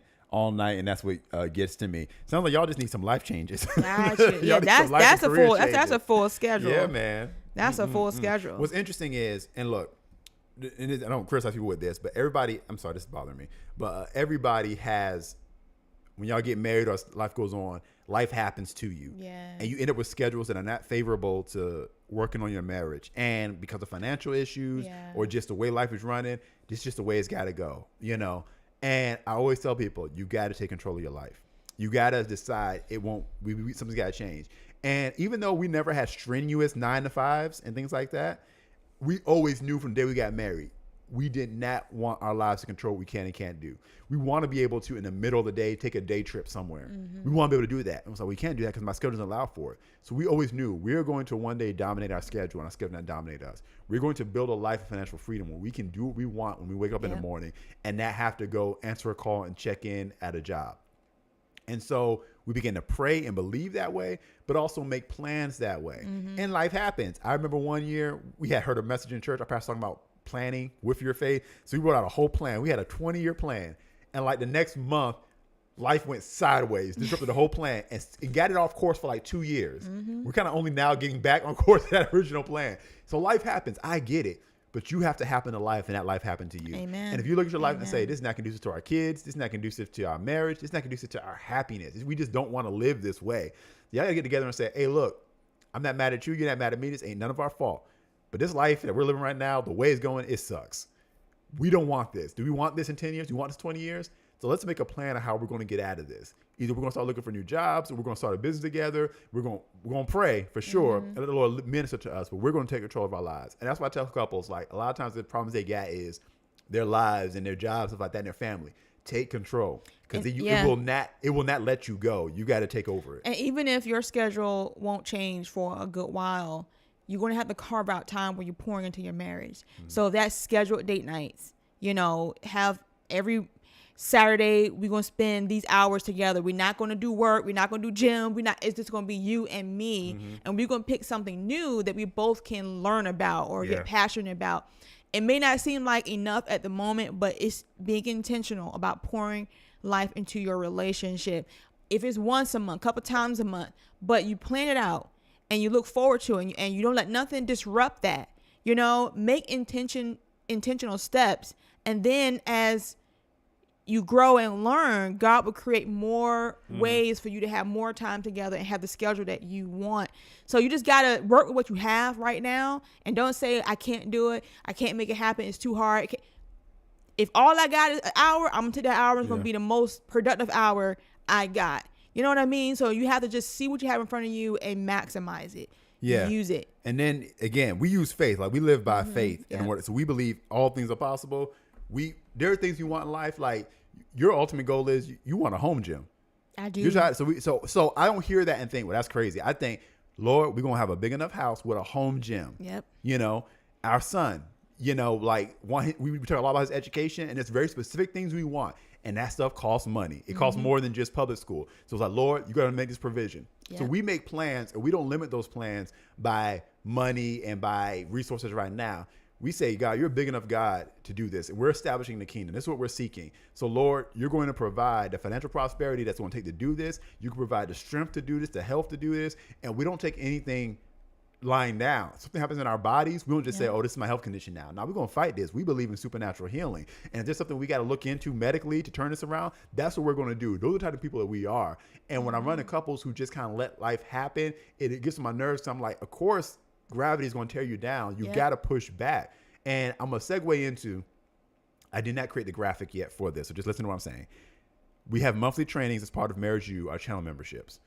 And so the next one is going to be like the last Thursday of this month. I believe it's going to be the 26th of March. And already the topic that we're going to talk about is building a marriage vision, building a marriage plan. And it's very similar to what we're talking about today about business. Like you build a business plan, you've got to build a marriage plan. And what we're going to show you how to do, because we've done this before, we're going to show you how to sit down and write out all your dreams, your aspirations, your hobbies, your ideas. And we're going to show you how to craft a vision for your marriage from God. And you're going to write down like this is you're going to put your family name on it. You're going to write down what our mission statement is as a family. Even when we have children come in, this is the family mission statement. This is what we're here to do. This is why God put us together. You're going to put in there what our vision is, and you're going to set long-term goals and short-term goals. It may be a business, it may be a ministry, but we're going to create the business plan for our marriage so that we can actually accomplish it and achieve the goal and set a plan so that we're not just 10, 20 years down the road, like what happened to us and we never did any things we wanted to do. There are people married right now. You've got dreams and aspirations that you've had since you were a kid, and God wants things to come out, but y'all never sat down and created a vision plan for your marriage together. So that is the live training that we're going to do the last Thursday of this month. I'll have the graphic by the time we do our next broadcast next week, but it's a part of our channel memberships. Okay. So let me bring the graphic up real quick of the channel memberships, because I do have that. All right. Because this falls underneath our Marriage U content. The School of Marriage is what we call it. So this is Marriage U. We just had our training last month on communication. That was great. It was awesome. You can go back and watch all of the archive trainings. These are some of the trainings up there right now. You can see them right here. We had a training on sexual intimacy. We had a training on overcoming pornography. We had a training on age gap marriages. We had a training on depression. We had a training on singles who were looking to become a wife. These are all trainings that are archived on this platform. You access it by becoming a channel member here on YouTube. Or if you're watching on Facebook, you can also become a subscriber on Facebook, okay? The subscription level is $2.99. So if you're on YouTube, there's a join button, click it. Or click the Linktree link that we dropped in the chat, and you can get it from there. So on YouTube or Facebook, you can join up, get all the archive trainings, and every month we do a new live training where you can interact with us, ask us questions, talk about your situation. And again, this month, we're going to be talking about building a vision and a plan for your marriage that you guys can go out and execute, okay? So we want you there. So sign up for this. Can you continue to talk about Marriage U a little bit and about this marriage plan thing while I grab something that I need to grab for the next segment? Sorry. Well, Marriage U and its benefits. I really love Marriage U because it gives you opportunity to not only learn how to build your marriage in a more focused way, but you're able to also, if I'm correct, babe, they can call in on those lives. We have those lives a month. You can call in. You can get in the chat and talk with us, ask your questions, and we will answer your questions right then and there. A lot of people ask us for counseling or coaching. This is one way to do that for $2.99. Okay, you can be in the room for $2.99. I mean, listen, if you're gonna Netflix and chill, you can definitely Marriage U and grow. I coined that. You should definitely join up for $2.99. It's worth the investment. You're not going to regret it at all. So only for $2.99. We only have one subscription level because we want to make it available for everyone. I don't know what I can say about that. We'll talk about the one we did last month. Yeah, the one about Eye to Eye. That one was really, really good. I mean, we said things in that discussion that we haven't said before. Like, we had revelation on things that we hadn't said before, and it was really, really awesome. So again, you're able to backlog and watch all of our previous content once you join, and you have access to all the things that we release monthly. We do a live training monthly on Marriage U. Yep. So go ahead and sign up. We left it up there long enough. You can scan the QR code. You can always click the link that Cozy dropped in the chat and everything. But Marriage U is our platform. Again, $2.99 subscription to work on your marriage. And the trainings every month are awesome. You know, like we just had that last one. And so this is the Netflix of marriage. And for $2.99 a month, you're going to end up having access to like dozens and dozens of trainings and things like that for you and your spouse. It's awesome. So go ahead and sign up. I think it's well worth it. And we'll keep talking for the rest of the month leading up to this next training about building your marriage plan. So I'm excited for everyone in chat today. We had a very active chat. I appreciate all of you. And sorry I had to run off and grab something. You see what you got to understand about being in business and life and building a marriage plan. In the past 6 months, we have been in the most stress-filled, horrific, tragic moments of our lives. And we're here smiling and able to do this. It's not fake. This is the joy of the Lord. But if you can build the right kind of marriage, and we did a training that's on the archive right now called The Invincible Marriage. And we talked about how to build a marriage that can withstand all the trials of life. Mm-hmm. So no matter what happens, you're still standing. And that's why it's so important to have a plan, because when you're on your knees in tears because of the things that you are experiencing in life that just aren't fair, you can remember the vision. Yep. Like Jesus, who for the joy that was set before him despised the cross because he knew what it was that the prize he was going for. And you've got to have that for your marriage. There's got to be a reason why we're together. Otherwise, you'll pull apart. But there's got to be a reason why we have to push, why we have to fight, why we have to work on our marriage, why we have to be united, why we have to push for this vision. It's not just about making money. It's not just about happiness. There is a vision from God that we've got to accomplish. Yeah. And this is what's on the line. And we've got to push and make it work. Without a vision, people perish. And your marriage will perish without a vision. So please sign up for Marriage U. Get in on that training, and you'll be blessed, because you got to have a vision for your marriage if you want your marriage to not only survive, but to thrive. All right. You got anything else going on in the chat? Katie K said the last date night we both fell asleep. Our cat and our son was just standing there staring at us. Date night was at home. We have done that Valentine's at home since we had JJ many a time. Mm-hmm. You got to pivot. You got to do what you got to do. It's good to get back out. It is very good. We've had to focus on making plans for that. Yeah, and we've had to include our son. Mm-hmm. You know, this last Valentine's, it was like, okay, this is a family Valentine's, you know, and we included him. But yeah, we've had date nights at home, even before him too. But you know, we would get our favorite food, and I would set up the room, put candle lights, and you know, the music was right, and it was just him and I. So you know, you get very creative, but you know, take time to go out, dress up, spend some time. You know, do something new. Maybe not always surrounded around food, you know. There's a lot of things you can do, but the point of the matter is make an effort. Yeah. Make an effort to do that.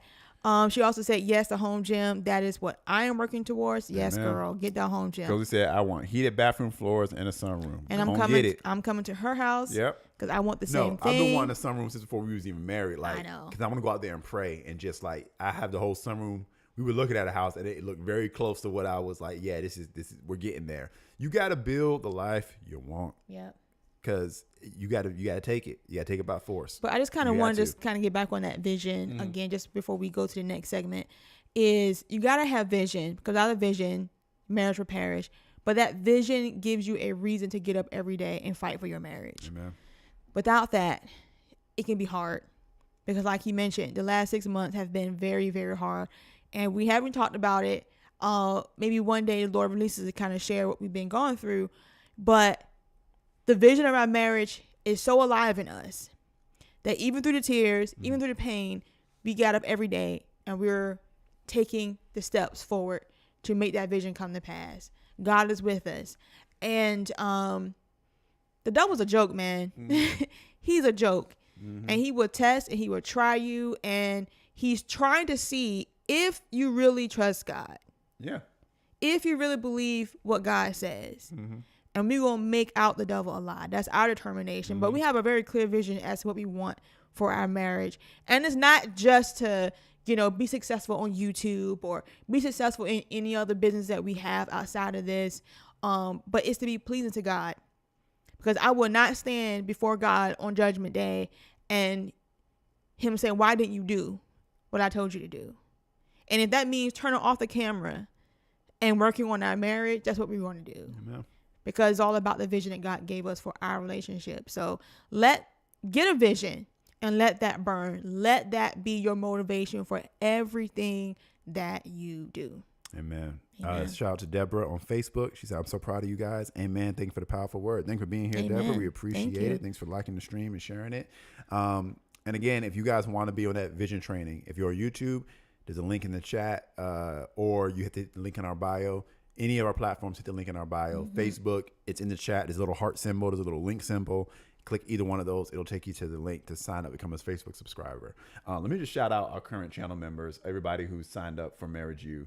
I love giving you guys a shout out because we do appreciate you guys supporting the channel in that way, but also investing in your relationships. So shout out to all the YouTube channel members: Ashanti Activities, Joy 3 Grace, Super King Zelton 7, Samantha Hughes, Envisioning Her, Johnny Trying To, Cozy Crochet, Fatality, Kat G, Rouster Miller, N Marked, Just Viewing, Lachey's Place, Elegantly Sophisticated, and Jessica B. Brave. Hey. And also shout out to the couples. We've got 2 on Facebook.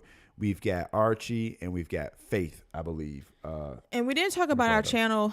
Our goal for today, our goal is that if you do a super chat, you get to choose the next topic. That's right. That we discuss. So if you do a super chat, we got about 30 minutes left of the podcast. You get to choose the next topic we talk about. Exactly, because this right here is a topic that was chosen. We got a Yep. super chat on Monday, and someone donated for someone else to choose a topic. So this was a super chat topic, and I'm glad y'all chose this because this was a lot of fun. It was really good. Yep. And it's an mention to everybody in the chat. So if you want to choose the next topic, super chat on YouTube, 500 stars on Facebook, and then the goal we've got set on TikTok as well. Do that, and you get to choose in your super chat what exactly you would like us to talk about next. As long as it ain't crazy, we'll do it. So what are we doing now? Are we doing reaction videos, or are we doing? Yeah, that'll be the next thing. Okay, so we started this thing a couple weeks ago where we react to. Is it divorce court? We got a little bit. I got it everywhere now. Anything that comes up in the feed is relationship based. But yeah, there's a lot of divorce court in there. But it's a lot of different things. And it's been so much fun. It's been fun because we get to talk about couple stuff. Yeah, and react to craziness. I love it. All right, so I'm going to make sure that the browser is pulled up properly. So right now we're about to react to some videos in the last 30 minutes. And some of the stuff is hilarious, man. But we learned a lot. We have a lot to say about these things. So I want to hear y'all in the comments as we watch this stuff. If y'all can't hear, let us know. If y'all can't hear. Yeah, if the audio's not working, but it should be. So, all right, I'm going to go ahead and pull up this first video, and we'll go from there. Here we go. Oh, it's not even audio. I can't even hear that one. Right?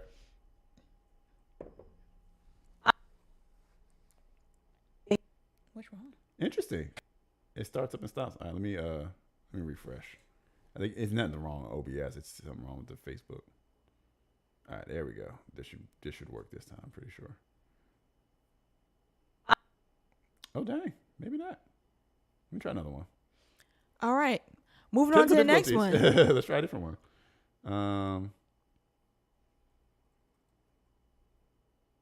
Platonic relationship. I consider him a brother. We've gone to high school together. Over 10 years, we've known each other. I've been to family gatherings, family birthdays.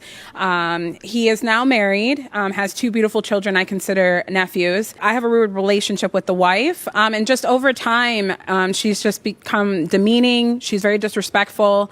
There was an incident that recently took place where I decided to actually sever the relationship from the both of them. So I want to know, am I wrong for severing the relationship prematurely, or should he be stepping in to diffuse certain situations within the communication? What? He can't do that. You want to put your reaction, his reaction to? This boy can't stop. I need to rewind that because she's saying she got a relationship with the husband, right? She had.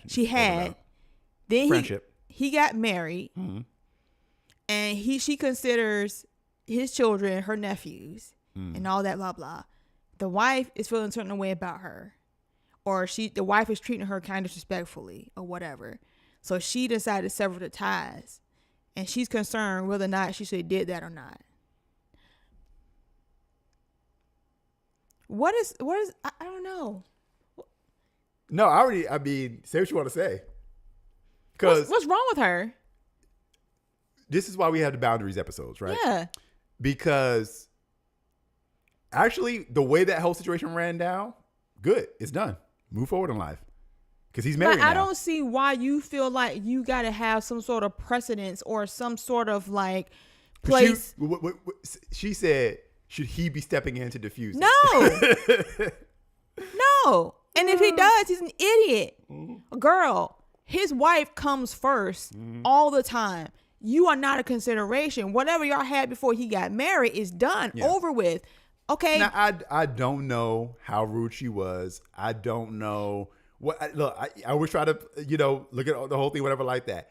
Regardless, though, if she's uncomfortable with that relationship, his responsibility as a husband is to say, don't okay. ask him to step in and fix nothing. Yeah. Like, what is wrong? I want to hear what Steve Harvey had to say about it. He pretty much agreed, if I remember correctly. Let me go back. Step in, diffuse nothing. That's his wife. Exactly. If he come to your rescue, He dead. where he finna live? Exactly. Now, I understand the dynamics of them being married, so I don't necessarily expect him to take up for me against his wife. But because there are certain communications that are held between her and I, where I'm handling it respectfully and she's handling it disrespectfully, and I'm making him aware of it, I feel he doesn't have the conversation with her to say, hey, what's going on? First of all,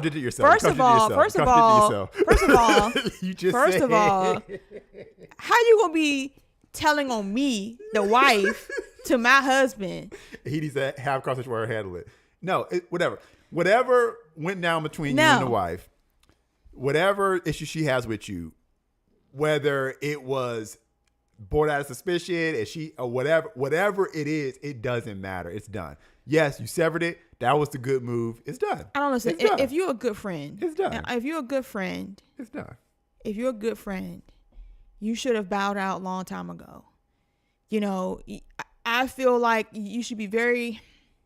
Again, I don't know the nature of the relationship. They say it was a platonic. How you say that? Platonic relationship and all that. That's fine, okay. And he's like my cousin, and these are my nephew, these are my brother. Okay, whatever. Bow out. Like even like your brother, okay. He's my brother-in-law, and when he got married, I just stepped back 2 steps. You know what I'm saying? Like that's his wife. And not that I was like but we were close. We were friends, but I just stepped back 2 steps. You know what I'm saying? Like I respect the space. I'm not going to try to have the same level of relating to him, relationship and conversation and time and all that stuff with him. He has a whole wife. Okay? And whatever she wants goes. Mm-hmm. Exactly. He ain't got to consider my feelings about anything. About anything.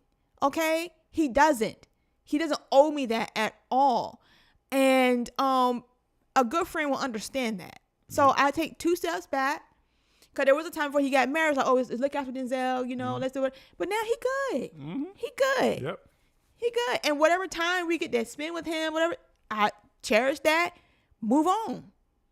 Move on. That's what you do. Yep. But okay. There you go. I digress. Chat. You want to finish the rest of that? Or you think you got the general idea? I think I got you an idea. She Okay. said, Crochet Crochet said, oh, okay, he's speaking truth this time. His mustache still irritates me. Yeah. So again, I pull up videos based on what people talks about that. That was good advice. He was correct in that advice. I don't know if he always gives good advice. I don't watch his show, but that was he was on the on point there, and it was kind of funny. But you just gotta take several steps back, and it is what it is. And I know people that's uncomfortable for people. They just can't wrap their minds around that. Like we should all be able to get along and do whatever. Marriage is a very, very exclusive relationship. Very exclusive. It is an exclusive covenant. Very, very, And very. that's it. I'm sorry. You leave and you cleave. There's men who stay too close to their mamas, and be interfering in a relationship. You gotta do this right, man. It's crazy. Let's see if I can get this other one to work correctly that we was trying to play first. If not, I'm just move on to the next one. I love my husband. There we go. This one will work now. Okay, let's play it back. I love my husband to death, but he's a little narcissistic, and he made it seem like it's a fantasy, like me and the other woman to go hand to hand, go get our hair done, and be best friends and everything. But I think it's kind of, you know, just so that he can have a dominant. It's extra sex, is what it is, isn't it? I mean, that's what it is. That's what I was thinking. Don't say quite possibly. Why they always look like that? What is some Why does Snoop he always Dogg wannabe when you looking? see every time this the dude suggesting With the good hair. polygamy and some random open relationship stuff, as soon as the camera cuts to them, it's like, yeah, I'd expect you to look that way. Why? Why is that a thing?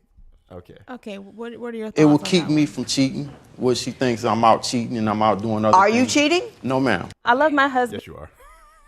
So what's the situation Yes, you again? What did I miss? No. They just the caption. She's trying to turn their marriage to episode Sister Wives. He wants a Oh, no. polyamorous relationship. No, That's what he's trying to do. sir, you should have just stayed single.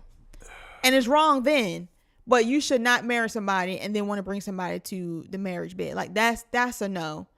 That's a no. So he thinks he's a player. He thinks too much of himself. He thinks he's pretty, and that's his problem. And you he's can get that vibe. because she thinks I'm out cheating. So this way, like, no, just say what you want to say. No, bro. no. Just say what you want to say, bro. No. Yes, you are out cheating.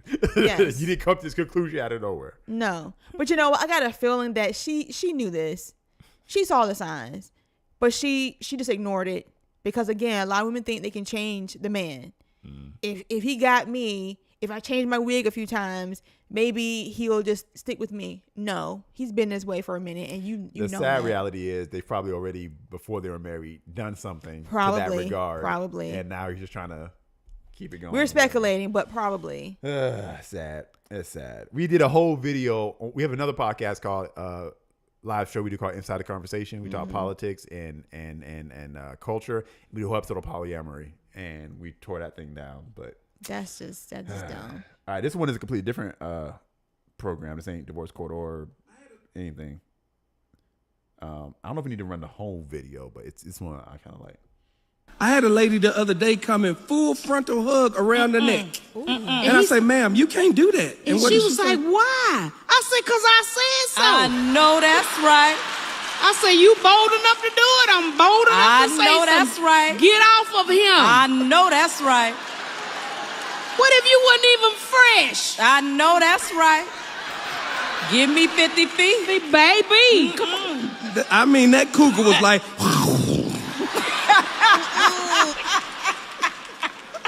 yeah.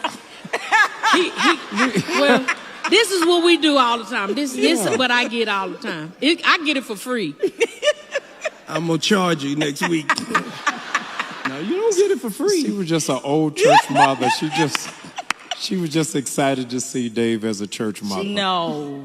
But we Then were, she ought to know better. Right. yes. And we were She doing saw a him meet. as a son. It was No. a meet and greet, but it was. No. But the people got hold to her though. The people told her up. The people got hold to her. When she say, why I can't hug him like that? I said, Because he ain't your husband, shusha. yeah. I had a It's funny. Listen. 100% agree, but it's funny. So like, even, go ahead. I'll try. Yeah. Listen, ladies. You don't come up with there's levels to this of threat. This is full threat. You don't Listen. round the neck. Everybody know.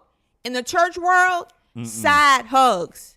Side hugs. That's about If all. that. If that. We don't even do that in our church. But if you get a hug, it's gonna be a side hug. And look, armpits ain't gonna be. You gonna be like this. It's a tap. it's like this is what I do. But like this kind of I'm tall. I kind of lean in. lean Boom, in. like boom. Like, girl, if Then I'm you gotta gonna even tell you, touch. I'm gonna tell you right now, if I see a woman up on my man like this, first of all, I'm coming in from the side with a kick. Y'all gonna see Casey in the air, full kick, ready to go. I love to see that. Like, just go. And then I'm gonna be in my man's face because I'm gonna figure out why didn't you push her with all the might you have. That's my. If I had a fear, it was that I wouldn't react harsh enough because I I need am her a nice on the dude. ground. And so I know what I'm not going to do, and I put barriers in place so things don't happen. But if it happened, My concern is I wouldn't. I'm gonna tell you, bro. harsh enough, Let me tell and I'll be you. in trouble. Let me tell you right now. That would be my Let me tell you fear. right now. This is what I want you to do. I'm giving him instructions right there online. If a woman come up to you and you see her going like this, you better turn your shoulder, like like a linebacker. Turn your shoulder. I mean, at the very least, I would think I wouldn't embrace. My hands would just be like, No, like this is happening to no, me. because not with now me. you wide open. Because she could be filling up on you. No, close it down, shoulder. You know what I'm saying? Remember that. Close it down, shoulder. We're not doing that. Like I've been caught off guard before because some men are just huggers. I don't know where they come from, but they do, and they come for a deeper hug. I'm like, I don't need to hug you if you ain't my brother or like some really close relative of mine. We're not doing the body hug. That's why I call it body hugs. We're not doing body hugs. Oh, but especially if you don't know me. Yeah. You know. Yeah, that's the thing. Like you at a meet and greet. They just did a show or something, I guess, and I can just greet you. Like what people have these fantasies, man. I think it's just to me the awkwardness of it. Like people you have don't this fantasy. know me to She hug always, you like that. I want to know how you feel. I want to know how you smell. Like women, look, they lonely, they dusty. Why does that be dusty? They lonely and dusty. All right, let's go to the chat. Katie said, these women don't know their limits. Step back, Satan. Yep. Cody said, oh, y'all need to talk about the show Sister Wives. LOL, that was a mess. Look, if y'all got clips. All right, so Cozy, drop the link tree again. Shout out to Cozy. She's our moderator. Drop the link tree again. If you're watching and there's stuff y'all want us to react to, we have in the link tree, there's an ask us a question form. Instead of asking us a question, you can ask a question, but instead of asking a question, just drop a link to something you want us to react to if you want us to react to something. Because we're doing this now. It's different shows. So if you see something relationship related that's funny and you want us to react to it, just do the form in the link tree and send it to us. All right. What Katie said, my husband is an elder of the church, and I've seen women trying to give godly hugs, and he knows how to use his elbow to keep them at a distance before they even get close. Yep, good It for is him. sad how often that happens. Now, your dad's pastor, and you saw it all the time. A It's lot. ridiculous, Women, people. they love a man that carry himself well, that can talk well. They love it. And the women would just be there. And my dad had an armor bearer, and he had always kind of like, play defense on that because women are nuts. Men too, but women are nuts. They're a little more bold, and they come all dressed up. It's smelling What good. I notice about men, most times they do it verbally. I mean, you do have men who physically will try to grab you, but they'll do it verbally, like a snake, try to get in. And they'll do it if the husband's not around or they don't know if there's a man present. Sometimes men want to, shake your hand a little too long. Yeah, but a lot of times if the man isn't present or they don't know if you got a man, they feel like you're uncovered. They can get in there. But if they see a man, most times they'll be respectful and they'll back up. And now there may be a new breed of man now, but I'm just saying they'll be like, oh, okay, out of respect to that man, I ain't gonna try to shoot my shot. But there'll be women who the wife will be right there, and they'll still try, and this is disrespectful. It's And like, y'all gotta nah, look bro. out for these older ladies, man, for these grandmamas, because they ain't playing. Yeah, I told you, unfortunately. people living longer and they stronger. All Cozy right, said, lonely, dusty, and crusty. listen. Shout out to Mighty Spirit in the chat. You've been here dropping laugh emojis and amens. We appreciate you. Thanks for being here. Oh, everybody, where you from? You ain't got to give your address, but like, what side of the country you on? You in the U.S.? What's your time? Like, let us know where you watching from. We always love knowing where everybody's from. All right, next video. How much time? Oh, you've got plenty of time. All right, next video. Let me see here. This one is from.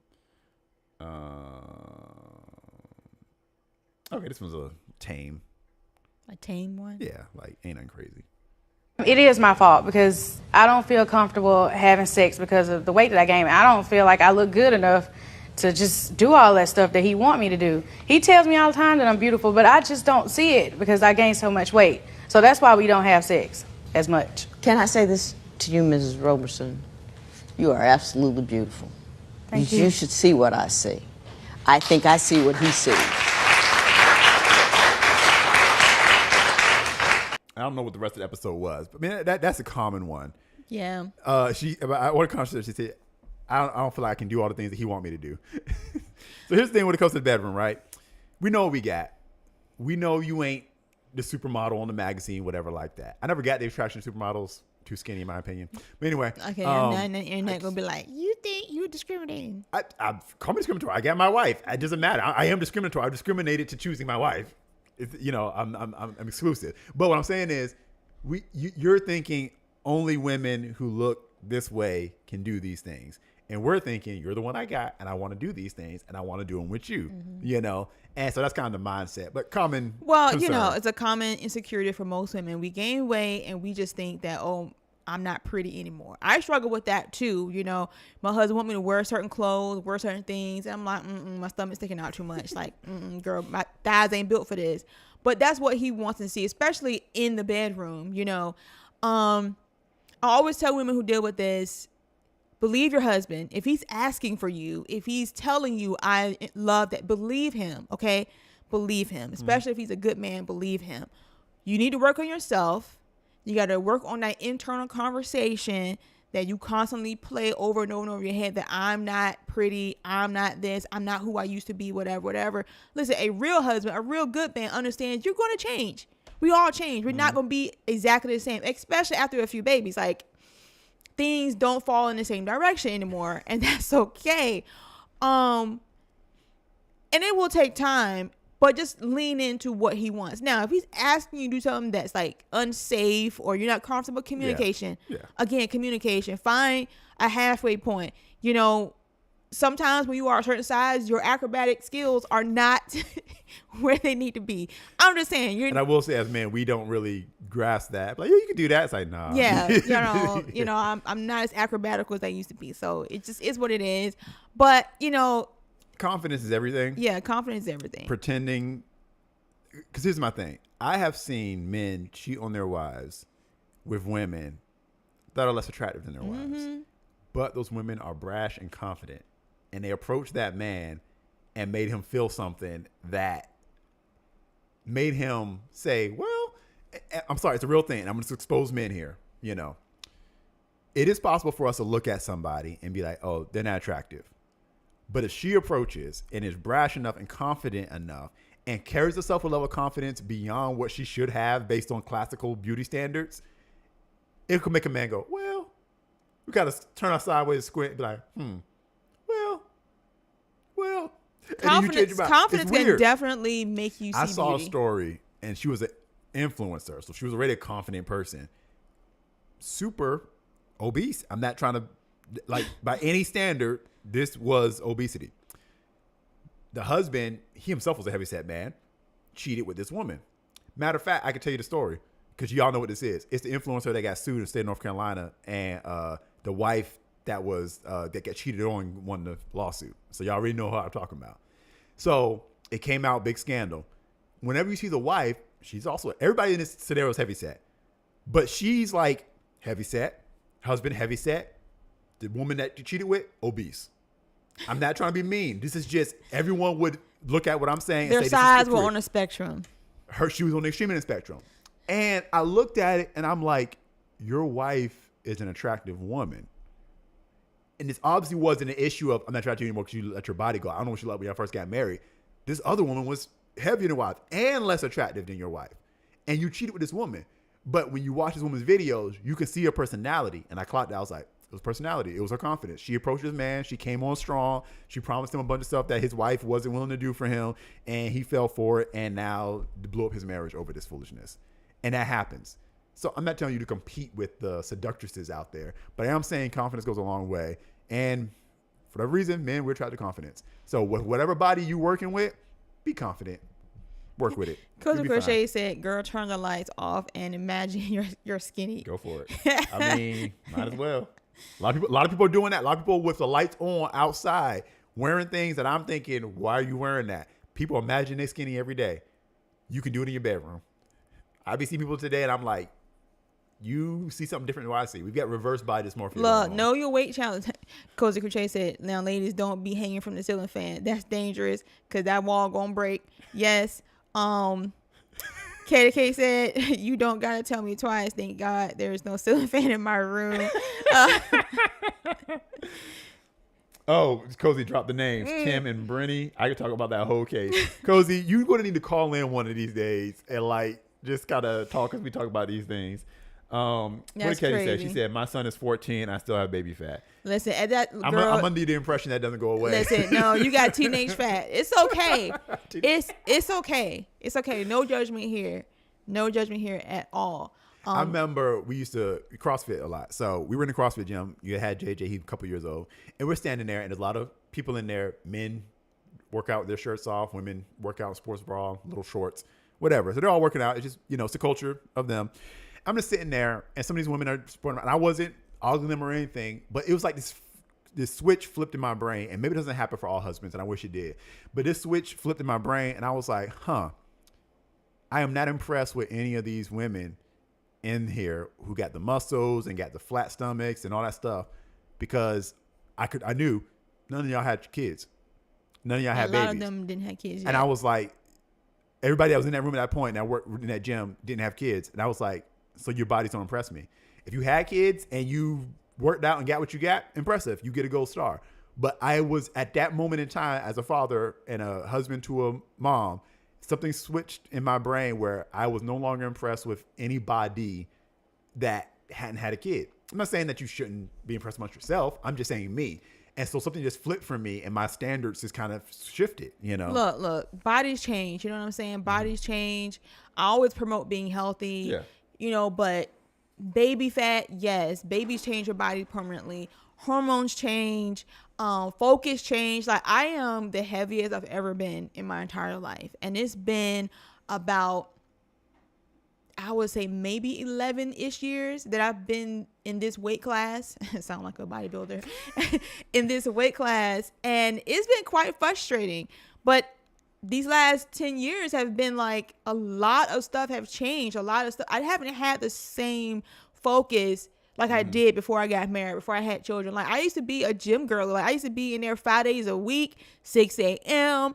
I would come home from work after 8-10-hour day. I would go on a treadmill. I would run 3-4 miles before bed. Okay. Like, I was active. Then I danced too. In my church, like I was very, very active, but I had the time. I had the energy to do it. Now I do not. So my activity level has changed a lot, and hormones have changed. Just a whole lot of stuff has changed. So I have to give myself grace, and I'm working towards a goal. But in that process, in that time, I can't be unattractive to my husband. And what I mean, I'm not talking about my physicality, but I can't just cover myself up and just be like, I'm not pretty, I'm not good, you shouldn't like me, why are you liking me? Because I used to question, like, why are you finding this pretty? Like, why are you looking at me like this? Because I felt insecure about my body. And at some point I had to trust that what he saw, he liked. And I had to play into it. Yeah. And I mean, and one thing I've learned as a husband is, no matter what we say, it's internal for you guys. Yep. And real quick, Nicole on the Vertical Stream YouTube said, it's not just how you feel, but it's also more difficult and even boring because it gets limited. And there's a shame that comes with it. Currently in my life, only 1.5 years in, and that is Nicole. Nicole, there's even more going on there than just the physical. Like you said, it's not just how you feel, but there's a whole lot going in there. We did a training on Reignite Your Sexual Intimacy on Marriage U. I would encourage you to sign up and watch that, 'cause I think it's a good first step. But maybe we should also just do an episode on sexual intimacy and body changes. Just the practical side of it. We did an episode on intimacy about sexual template, but we probably should really get into practical, because we've been through enough changes in our lives to kind of tackle these things. And one thing about sex, as far as a limitation, like some men, and this is what happens when you have men who are like porn adult brains and they've seen a lot of things, or even the same thing with women. And so you're looking for all this variety, things like that. But one thing I can say is, I was being married for a while. You find the 1 or 2 things that work, and let's just do what works. Listen, do you want variety or do you want consistency? Exactly. You're going to have to choose. And sometimes you got to be practical and say, in this stage of life, with kids, with limited time and limited mobility because of our physicality or whatever, we got these 1-2 positions or sexual acts that we like, and we're going to focus on that and do that. Yeah. And this is what's going to work for us. And you can... some people are like, well, I don't want to settle down, whatever, like that, whatever, but focus on where you are at life and pivot with life, because sex can be pleasurable. I don't care what size you are. And there are health things too. Sometimes your health is limiting your pleasure. Sometimes your health, and it usually correlates with size too. But it's like, if your health is getting in the way of your sexual pleasure, then you got to work on that. Yeah. But we should do a whole episode on that. So yeah, I and think Katie, I want to. Katie K said, my husband tells me all the time he loves me just the way I am. He just wants me to be healthy, and I get it. I just feel unattractive sometimes, and I'm working on it. Girl, yes, like that was me. And especially for you, your husband's in the gym all the time, and he's a trainer, so he's around probably what we consider fit body, so that can make you feel insecure to be in the gym with him. I get that. My husband has always maintained some sort of fit body, in my estimation, he has a model body. And I would stand next to him and think, why would anybody think we're together? Like, it's the conversation. It's a negative conversation, and it's not from God. It is not from God. Don't push your husband away emotionally because you just can't get on that. And yes, I get it. It's not always fun, but just jump in like the pool. It's cold. The water's cold. Just jump on in, get your head under, and move towards it. And accentuate. I mean, so your husband, you're beautiful. You're beautiful. One day, sit down and ask her husband, what exactly do you like features-wise in my body? Yeah. And write it down if you got to. Not just for your own confidence, but sexually speaking, if you're in the bedroom. What is he like? We're all adults here, right? I could be a little PG-13 rated R here. Does he like the breasticles? Is that what he likes? Does he like your breastises? Is that what? Is he a booty man? You could accentuate that. Is it the butt? Accentuate that. Is it your legs? Is it your face? Is it an activity you do in the bedroom? Because whatever it is that he really likes about you in a sexual context, just focus on that. Or is it you as a whole? Sometimes, look, he's been with, I don't know how long I've been married, but y'all got life experience together. There's value in your relationship that he is not going to find with someone else. And he's not willing to waste that on some, waste that and say, oh, you don't have no value. He's looking at you as a whole person and not just the weight you've gained over the years. You brought value to his life. And I know you may not have heard it that way from him. I don't know. But if he's saying that I love you just the way you are, believe it. Just choose to believe it. Believe it. Just okay. I believe you. And then step into his world a little bit. Hang out with him. Learn what he likes. And you'd be surprised. Just because he's around a lot of fit bodies all the time that look good, it don't mean he like that for him. He married to you. He's with you. Y'all got a life together, and there's a reason for that. And it's not all just about bodies. Sometimes, like a doctor, they see a lot of naked bodies all the time. We think, oh, they must go crazy. Nah, after a while, it all looks the same. It's all the same. I'm making notes for this next episode. All right. So we were like, this is going to be a topic that we're going to handle probably next week.